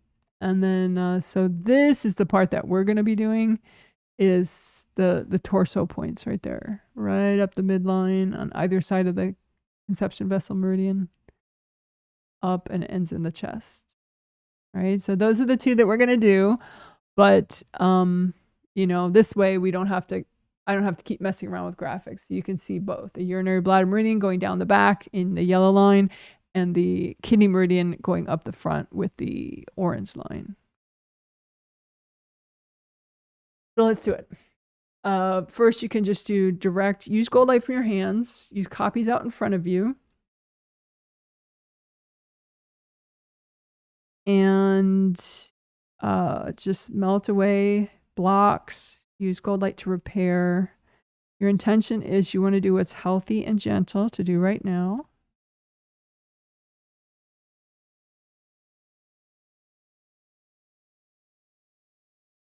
So first, we're doing direct healing right on these meridians.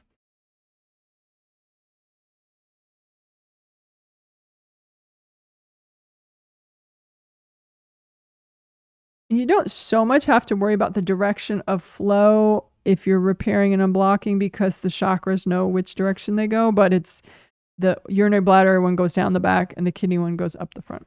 So down the back, up the front.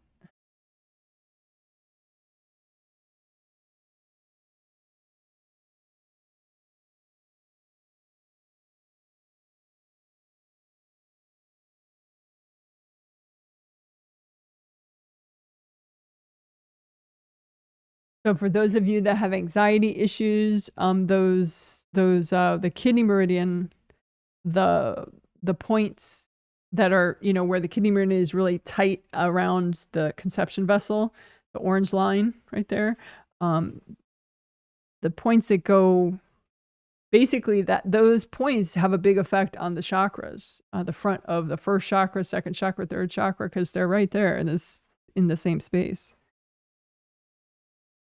So it's really nice to have strong, good flow in this kidney meridian to help your major chakras as well. And then the auras, because each of these meridians, of the 12 regular meridians and governing vessel and conception vessel, they all have a Wei Qi aura to go with them. That the job of the Wei Qi aura is to protect and nourish with gold light that meridian, right? So the urinary bladder meridian has its own Wei Qi aura that goes all around you. You can be aware of that and unblock that extra. And the kidney meridian has its own Wei Qi aura.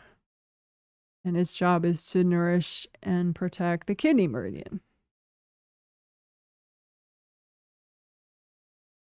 You can look for blocks there and unblock that. I mean, if the meridian, if the Wei Qi aura was ripped, your job would be to repair it. But if it's already repaired, then you can just look for big energy blocks and melt those. You can say to angels, if there are any invasive beings messing with these meridians or Wei Qi auras, can you please recycle them?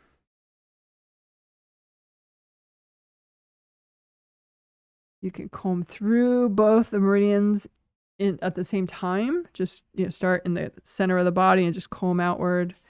So you get a whole bunch of blocks that are healthy and gentle to get rid of. And just say, angels, you recycle any invasive beings in these blocks or courting these blocks. And then just melt people out of these energy blocks, melt cords, wash yourself out.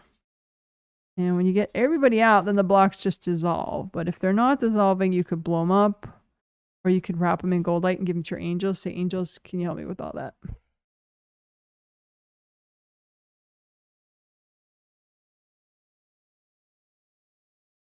Mm.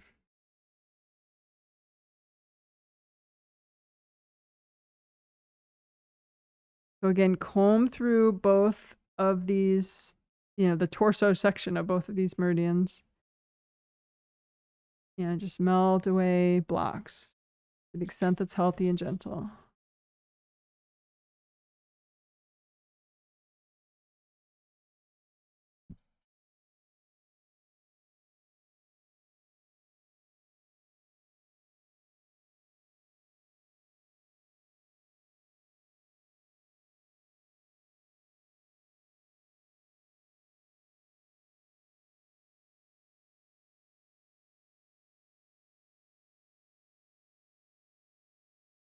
All right, and just breathe into your body. See how that feels for you. Breathe into your auras. You could redo both your groundings, make them big and wide, all the way down to the core of the earth. Comb through your groundings. See how your groundings are after you did that clearing. All right. Good job. Woohoo.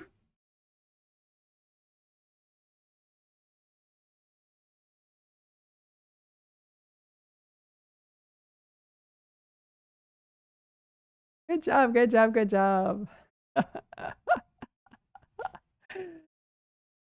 I never get tired of confetti. I hope you don't resist my my childish enjoyment of confetti. Resist at your own peril because I am really in love with it. All right.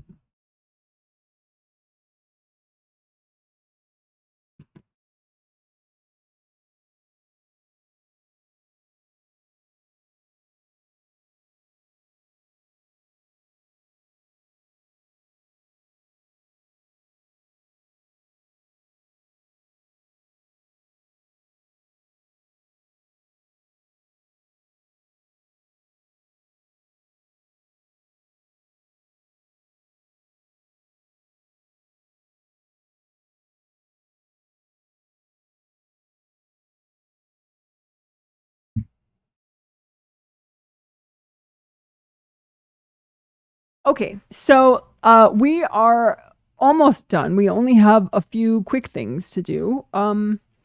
So we're going to clear expectations and judgments that might be affecting your perception of your age, might be affecting your communication between your inner child parts of you and the adult part of you.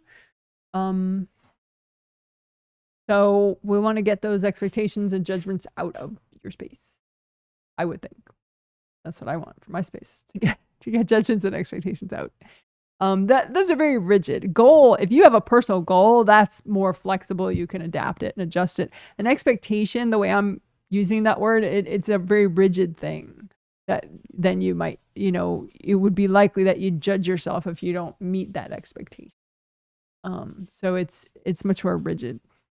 But anyway, so go ahead, put out in front of you any blocked energy that causes you to have judgments and expectations about your life, about your age, about how you should act, all these inner rules about how you should act and what you should do and what you shouldn't do and what's allowed and what's not allowed.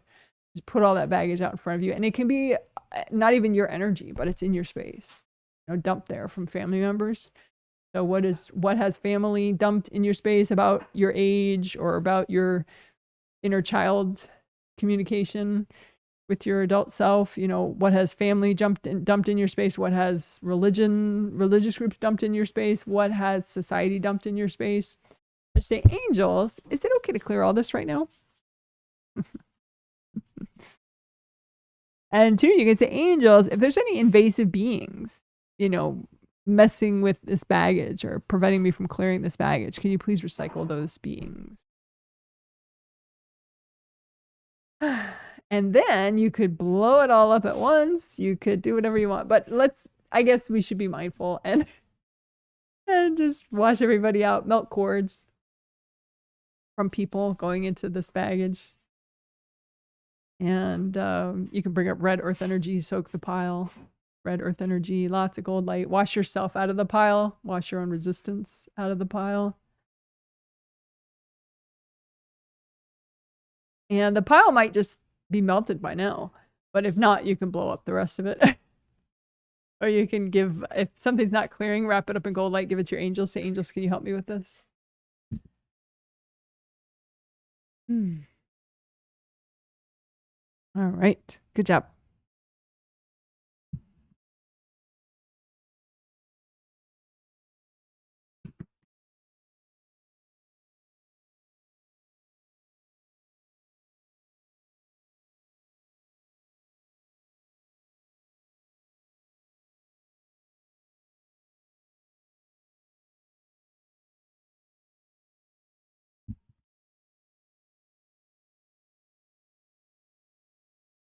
Okay, so your 7th to 8th connection, your 7th chakra is in the top of your head.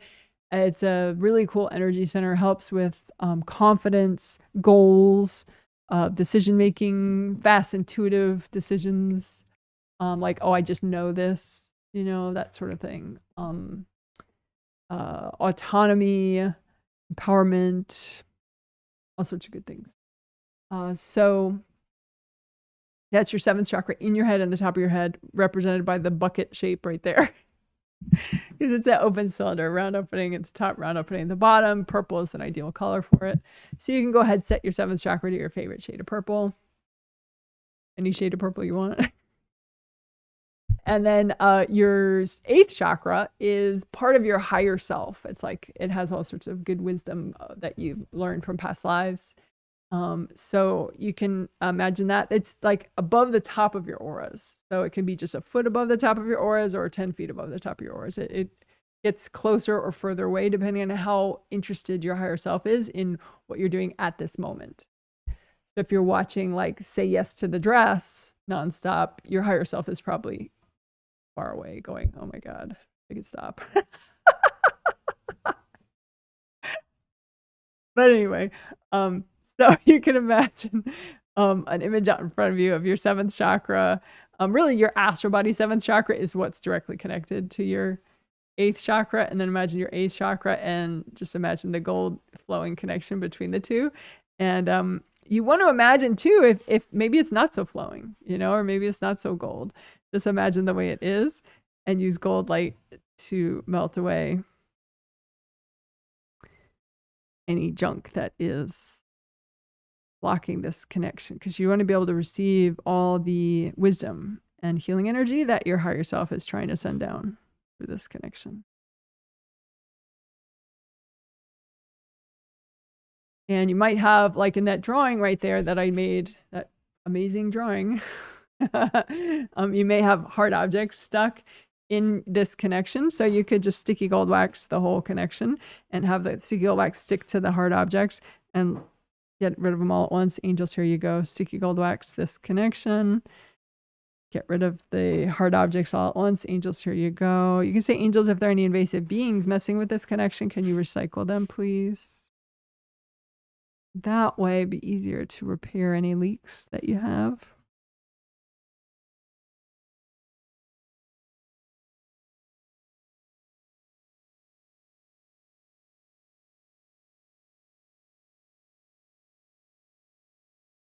You may have clogs within the connection. May have clogs within the connection. Maybe it's people that care about you, or maybe a whole different bunch of reasons, but just look for clogs and melt those away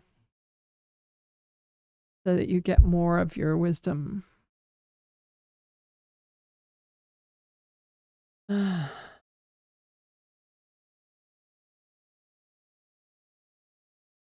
And this can be, you know, especially good for kids to do, because kids, you know, it's funny, they actually have a lot of responsibility technically, you know, to study and to do well in school and to behave and all that.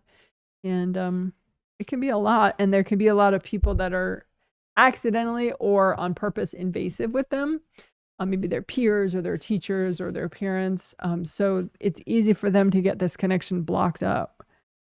So whatever age you are, you can go ahead, use gold light and unblock your connection between your 7th chakra in your head and your gold sun, your 8th chakra above you, your higher self. You want your wisdom.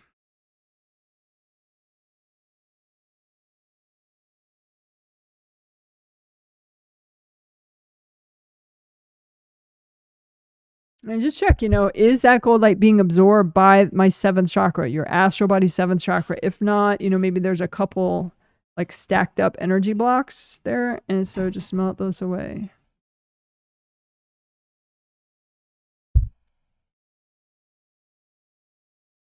All right. Good job.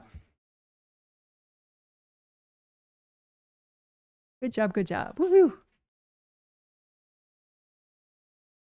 Right.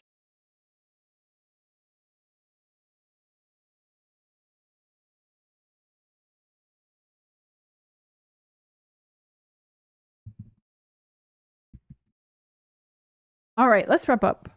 So you can just imagine a copy out in front of you of your energy, comb through it all. You can do like a tricolor soak with yourself. Just bring up red earth energy all the way from the core of the earth. Soak everything in red earth energy, all your auras, your body, everything. Red earth energy, bring that down.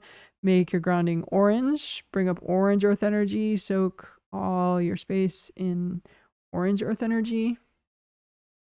Deep breath. Okay to let go. It's okay to receive. Bring that down. Make your grounding yellow. Bring up yellow earth energy all the way from the core of the earth. Soak everything in yellow earth energy. Deep breath. Think about how it's okay to receive. It's okay to let go. And you can switch your grounding back to whichever of those 3 colors you like best right now. You could leave up earth energy at a certain color, soaking your whole space. That's fine. But you could also bring it down just to the level of your grounding. It's up to you.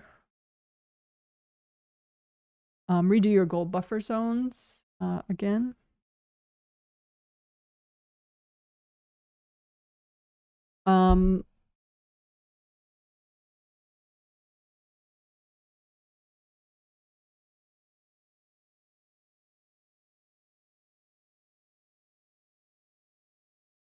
So let's see, what else? Oh yeah, STEBs. Let's do STEBs. So we just did tricolor soak. And now let's do STEBs. And then we'll be done. So stubborn triggered energy blocks are energy blocks that are still triggered, even though we've done so much to clear. So just take a big pile out in front of you or several piles, whatever is still triggered, whatever energy blocks are still in your space and still triggered, even though we've done so much. And just say, angels, is it okay to clear all this right now?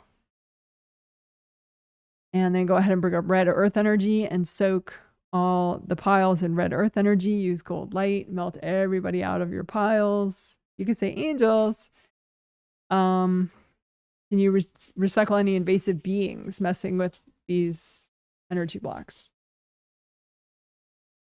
And then go ahead and keep using gold light, melt away everybody out of the piles, melt yourself out of the piles so that they all melt fully. And the block's finally clear. Otherwise, you can blow them up. You could wrap them in gold light if any are left over and give them to your angels. Say, angels, can you help me with these? All right. So as we wrap up, just say, angels, can you please help me finish wrapping up this healing? And you can ask your angels for help with these themes. Angels, can you please help me with my wisdom and my vitality and my inner child happiness?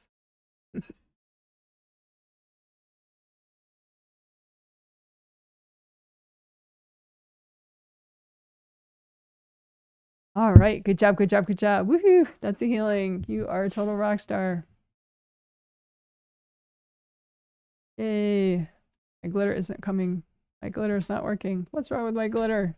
There we go. There's some of it. Good job. Good job. Yeah, this one. Why isn't this one working? My glitter isn't working. Oh my God. What's a girl to do?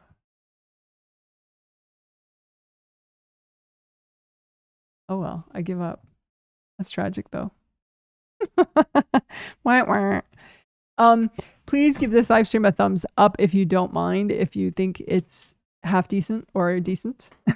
It does help YouTube to take it seriously and show it to other people. Alrighty. So I'm going to do a minute of stretching because my chiropractor says that's a good thing. Because I know it's a good thing. If you're seated for too long, it's not good. You want to get up and stretch. So I'm going to do that before we do 30 minutes of a self-assessment encouragement session. All right, so now the stretching for a minute. And it's not guided stretching. You can do it yourself or use the restroom, walk around, whatever you need to do. All right.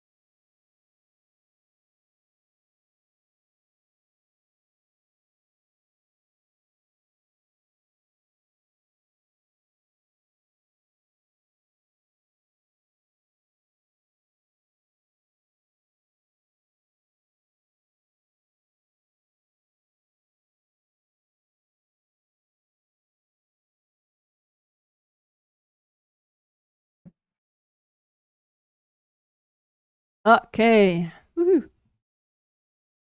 Yay for stretching.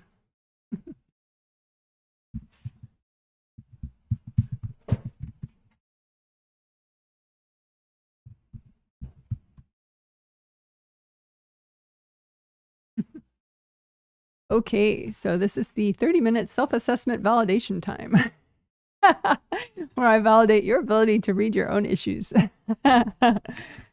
Even if you think you can't, give it a whirl. Why not? How you get better? By trying, by practicing. Okay, so I'm catching up with comments I haven't read yet. Also, if you have a comment about how you feel after the healing, that's not a read my life version of it, just like a how the healing was for you type idea. You can comment that, or if you have a comment about the themes. Let's see. Somebody says, hey, Janet, 57 degrees Fahrenheit, sunny from Ann Arbor, Michigan. Hello to you. All right. Someone says, thank you for the healing, Janet. Will you please let me know how, and you mentioned a certain person, did for this set of healings since this is his first time being healed by you. Yeah, that's a good reason. All right. I could do that.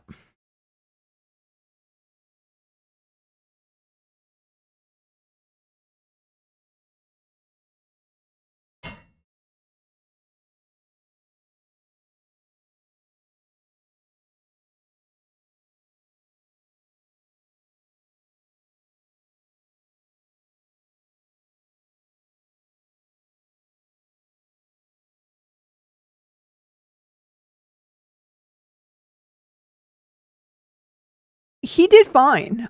He was saying how the inner child stuff, it's kind of a lot for him, but the healing doesn't force him to do it. So he did some of it, but he just did like a little bit of it, like maybe 20% of what he could have done, just because he just mentally, he was like, it's kind of like not something that he tries to think about, or it's something he tries not to think about, I guess.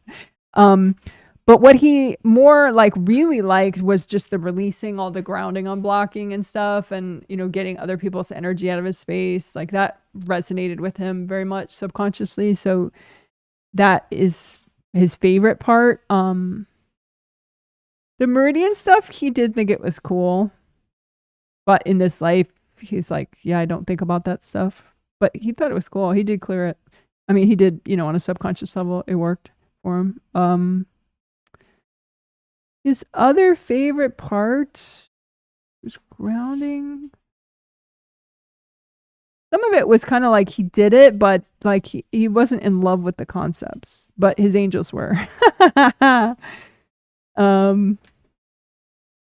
yeah, I would say as far as him being in love with it, tree trunk blocks, he liked that. The major joints stuff, he did like that. And the grounding, those are his favorite ones.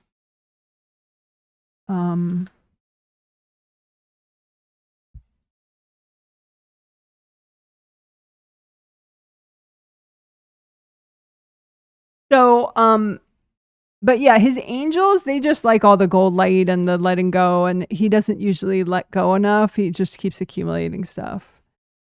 And then he sleeps and clears a lot in his sleep, but he doesn't really release much when he's awake. So that's why the angels liked. That's the biggest reason why the angels liked it, is because he actually was guided through releasing energy and clearing energy while awake, which, if someone gets used to that, then they become, a much lighter person, more functional. So yeah, but he did fine. Hope that makes sense. Someone says, thanks, Janet. Feeling mellow. I've been trying to work manifesting for my projects and my self-assessment. For that is to work shoulders and manifestation wings more. It looks like I should work body, shoulders more, and that will lead to clearing physical body, shoulders easier.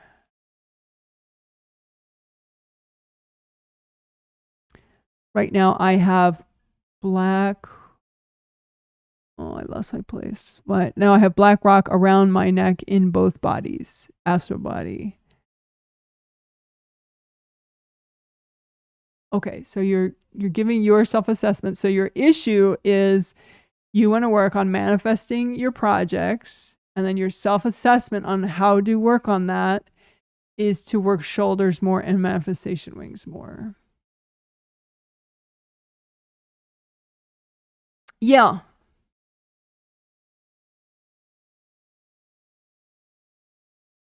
I agree.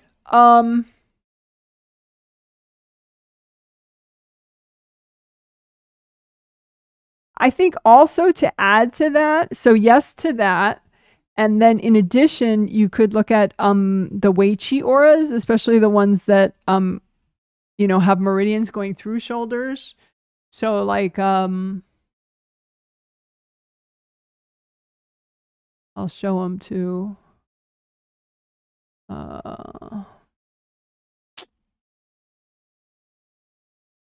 I can find them.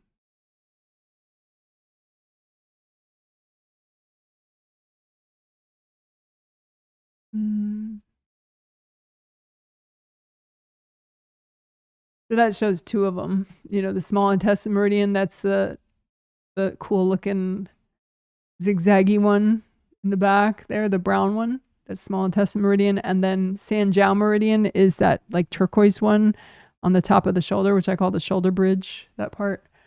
And then there's another one, I want to say gallbladder meridian, that goes through briefly the shoulder. Let's see if we look at the front, maybe we'll see it. Yeah, a couple of them go through the neck, I guess. But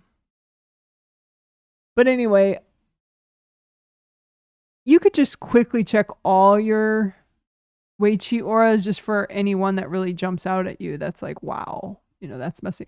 Particularly because you're talking about your manifestation wings too, and the urinary bladder meridian goes right through all that. So you could check your urinary bladder meridian, Wei Qi aura. I guess really just the three that we see there: urinary bladder meridian, which is the yellow line, small intestine meridian, which is the brown zigzaggy one, and then Sanjiao meridian, which is the turquoise one, and those Wei Qi auras. Just to double check, when you're working on trying to lighten up your shoulders, since those meridians go through there, you could work those meridians as well as especially the Wei Qi auras that go with each of those.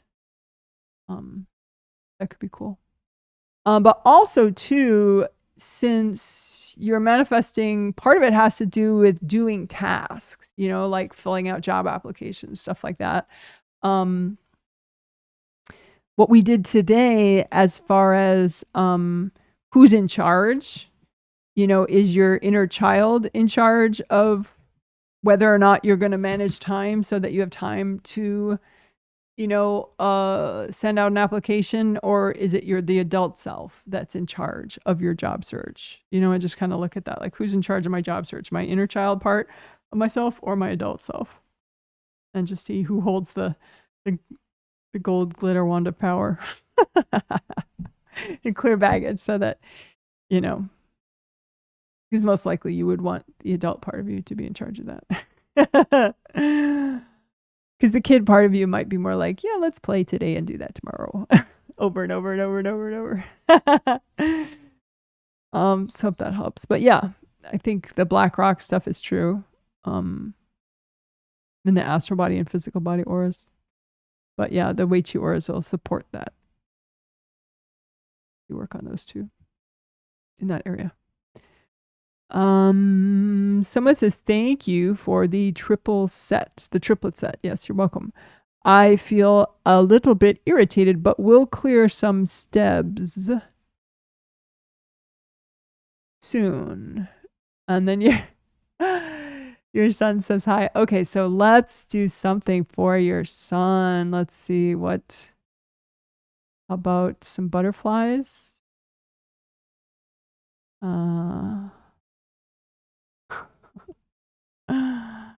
So I don't want to say his name or anything, because I want him to have privacy, but how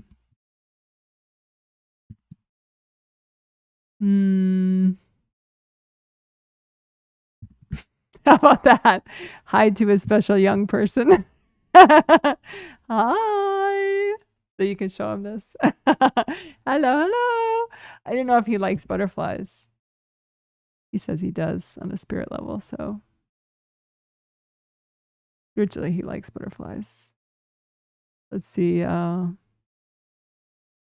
that's good enough. All right, cool. Yay, that's for him too. Hello. Even with thumbs up, how about that? Okay.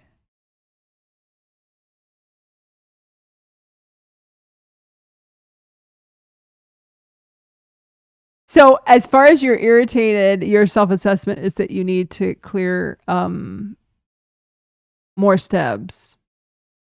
Yeah.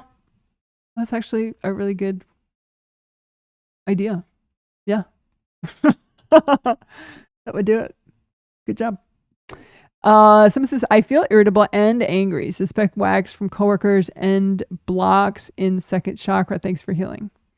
Okay, so the issue is you are irritable and angry, and your self-assessment is basically that you have aura damage from wax from coworkers and blocks in the second chakra, because second chakra manages emotional wellness. Yeah, good job. That's correct. Absolutely correct. Yeah, that's cool. See, I knew you guys could do it. That's so awesome. Yeah. You have like 3 coworkers that whack you. They all coworkers. Yeah. But one of them is way more motivated to do it than the other 2. Like the other 2 kind of copy the one that's persistent. So for the one that's persistent, it's kind of, you're kind of not making it better though. To be honest. Like, because that person will whack you and then you just like scream at them telepathically for whacking you, but you like scream like a sound attack scream. You're like, rah!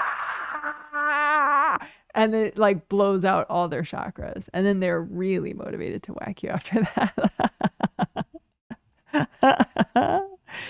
So, I mean, anger is there's nothing wrong with getting angry, but try to clear enough baggage so that your anger is still mindful and wise, as opposed to like, okay, now I'm a raging maniac making my problem 10 times worse by attacking everybody and damaging all their chakras, so now they attack me even more. Right? So you want to have, moderated anger, that so you can keep your wisdom and your mindful decisions.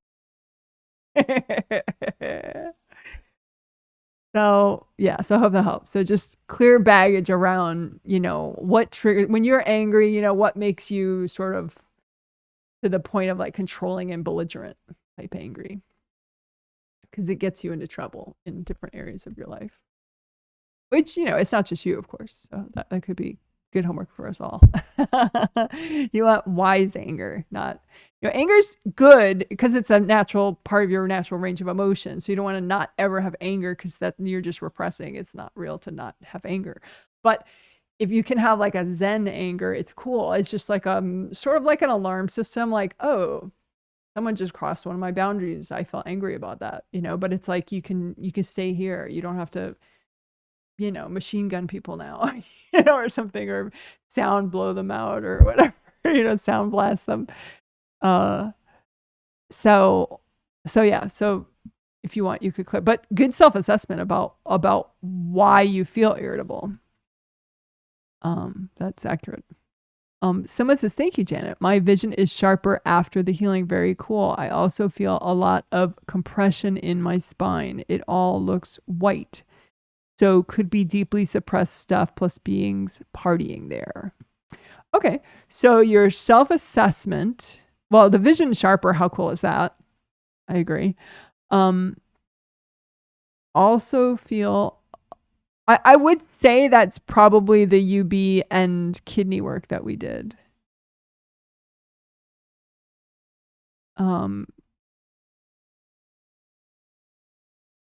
I don't know any specific urinary bladder and kidney points that help with that, but we did such vast sections of both of those meridians, and they're so key, and they can like pop you in, and they're like right along, both of them are right along where all your major chakras are. So, knocking out what's not you and getting in there more is going to help you be in all your chakras much more, including sixth chakra for clairvoyance. So I would say that's why your vision is better after the healing.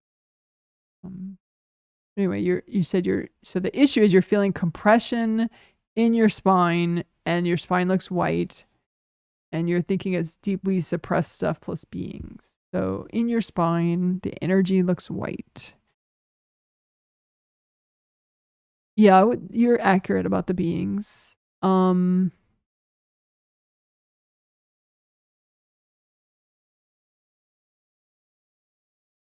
Yeah. So, then so then you could go to like, well, what's good to do, about it? I mean, yeah, you could just ask your angels to recycle the beings. Maybe do like tricolor soak on your spine or something. But you could try that, and then if you still have the issue, you could say, well, what are you going to do next about it? To work on that, to get your spine, because you want your spine to be like red. Red is a nice body color for body stuff, like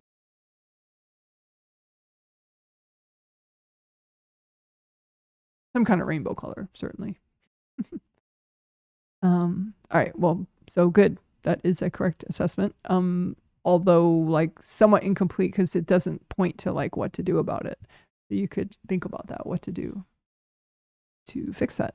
Someone says, also note that my mom and sister were big time screaming at me before the healing, and they've since stopped. Really like the Wei Chi Aura addition to my manifesting work. Thank you.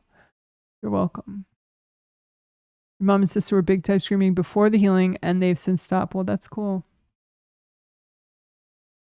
Yeah, sometimes getting your family members does not help, but your sister, she copies your mom a lot. So I guess the question is that you could reflect upon, is it because your mom got a healing that she stopped screaming, or is it because of something you did that she stopped screaming? Kind of interesting to look at. You could look at that if you want. So let's see. Someone says, "Hi, Janet. Thank you for the healing. I made it as part of my daily routine to check on," you mentioned your sons daily now, even for 2 minutes before they go to school. And one of your sons has been having pain on his right joint. Of course, right joint could be any joint. Maybe you're thinking all his tree trunk joints. Anything I can heal. You know, I wonder, like, I mean, they know about energy healing. Do they do any of it on themselves? Because, like, you're so, like, okay, I should do this, but, like, they know about this stuff. Do they heal themselves? Are they open to that at all? I'm curious about that, because, that would be pretty huge if, like, they would, do, like, even just like on the tree trunk joints type stuff, elbows, shoulders, hips, knees, ankles, like some gold light and some earth energy or something.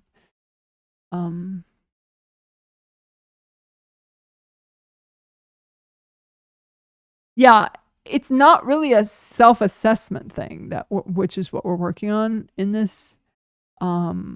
I think I'm going to put it aside. But yeah, I would, yeah, I'm curious why, maybe they're just totally not open to it or something. I don't know.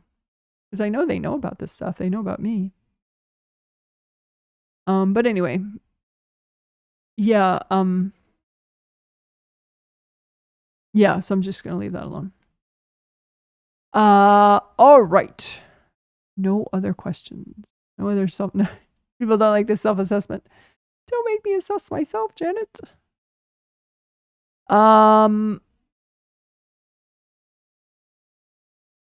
So let's see.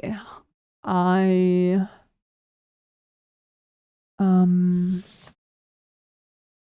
can do news to wrap up. Let's see.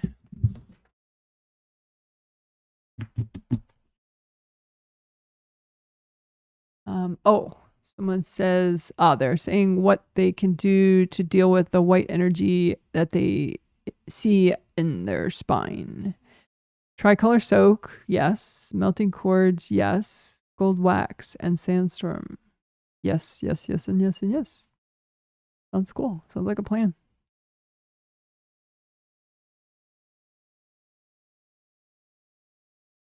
Yeah, that would cover your bases for sure.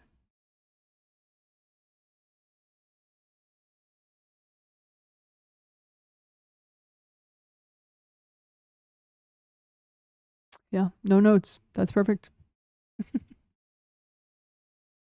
Yes. All right. Good. So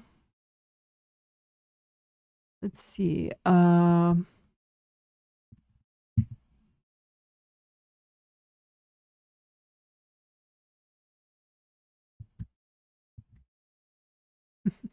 Okay, so I'll do pet and animal updates. Animal, because the outdoor cat is not our pet. It's just a roaming cat that may or may not be in our little heated cat house that we have. But he seems to, or he or she, we called him Mittens. We call him Mittens, or her. But she's gray with white paws. We've seen her on my trail cam. I bought a trail cam, which I was talking about in this other, like 2 healings ago or 1 healing ago. So we see him or her on the trail cam. But see, right now he's not there, so you can see what the house looks like without. See that little triangle thing? That's the cat house. And then see how there's just like a pink little pillowcase in there? That means, and you see the empty space, so that means the cat's not there right now, right? So then I'll make it big so you can see better. Try to make it big. There we go. Okay, so that's an empty cat house right now. And then we'll see last time he was there.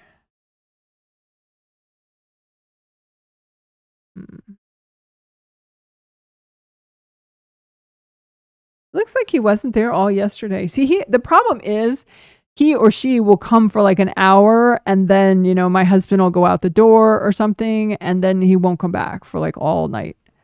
Because I think he just spooks really easily. He or she spooks really easily. So, but we were able to see since like the last live stream, we were able to see some images so we could tell if it was like, so it looks like it's all gray with white chest, like a tuxedo type idea, and then white paws. So like this is one photo from the evening one night, and see how like this is when my husband was driving in the car was backing into the carport, and so the cat like woke up and was like, wait a minute, I better get out of here. And so you can see like the little white chest that it has. So anyway, that's Mittens. But then as far as Boo Boo Kitty, who is probably the sibling of this outdoor cat that we recently brought in the house. She was the first resident of the heated cat house, and she seemed friendly, and I mean not friendly, but like she had potential. So anyway, she was in our mud room, our laundry room, which is the door behind me, since like, I don't know, December at some point. And she was in there only. And then eventually, you know, we felt like she'd be brave enough to venture out into the house, but she still really liked it there. So we gave her access to both places. But then just yesterday, we cleaned out that room. She one time when she was adventuring out, well, no, I started doing laundry in there. I started doing a load of laundry, which of course she didn't like. And so then she went out, and then we just closed the door and cleaned it up. And so now we actually have a laundry room, and she has the whole rest of the house. But at first that really freaked her out. It was so sad to see her like she was like freaking out looking at the door and that it was closed. It was really blowing her mind. But she already knows all these other little places that she has. So here we moved out a little house for her that used to be in the laundry room, and that little cat bed used to be in the laundry room. That we called her penthouse. That used to be on top of the dryer, and that used to be on the floor in the laundry room. But anyway, so I don't know where she is now. She's somewhere else in the house. But anyway, so that's Boo Boo Kitty's adventures. So she had a very big night where she was adjusting to not being able to be in the laundry room anymore. But she still did her patrols. So we think that she'll be okay. And Izzy, our dog, he's over here next to me, and I'll show you him, but you can't really see him that well because he has a big cone on his head, because he itches. I have to bathe him with this special antifungal shampoo like many times to get him to get rid of that, and I haven't done it many times yet, so he still needs his cone.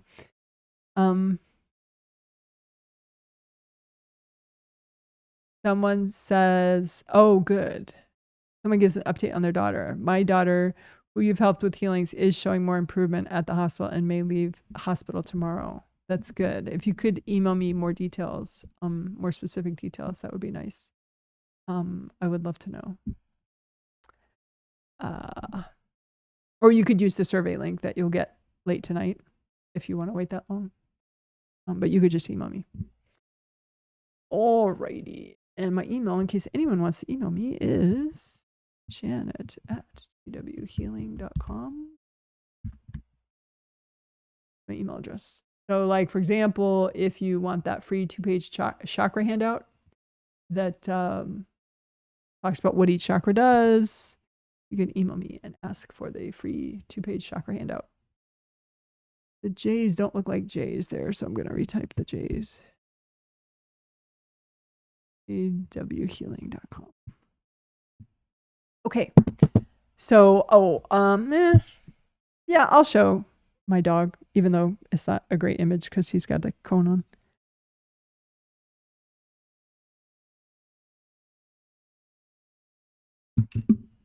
Okay, there he is.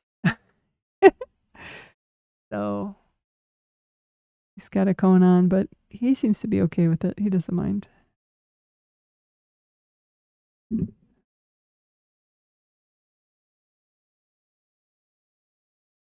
Alrighty, you guys are amazing. The next set of healings is the twin set, which is actually, there are still some spots for sale on my website for the March twin set.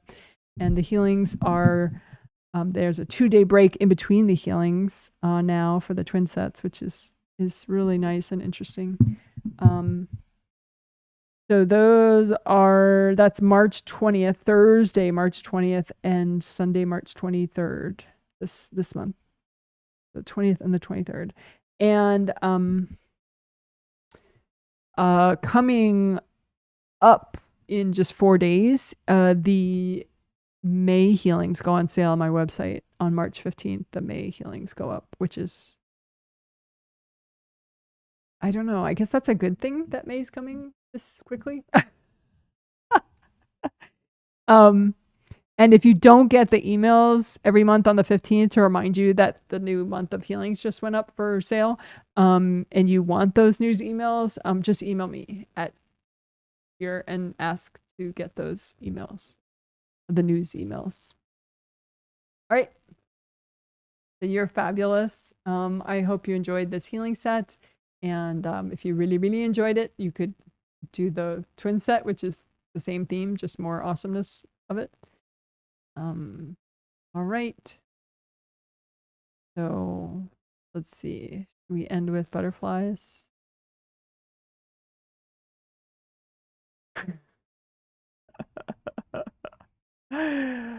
All righty. See, it's never too late to have a happy inner child. I am living proof. All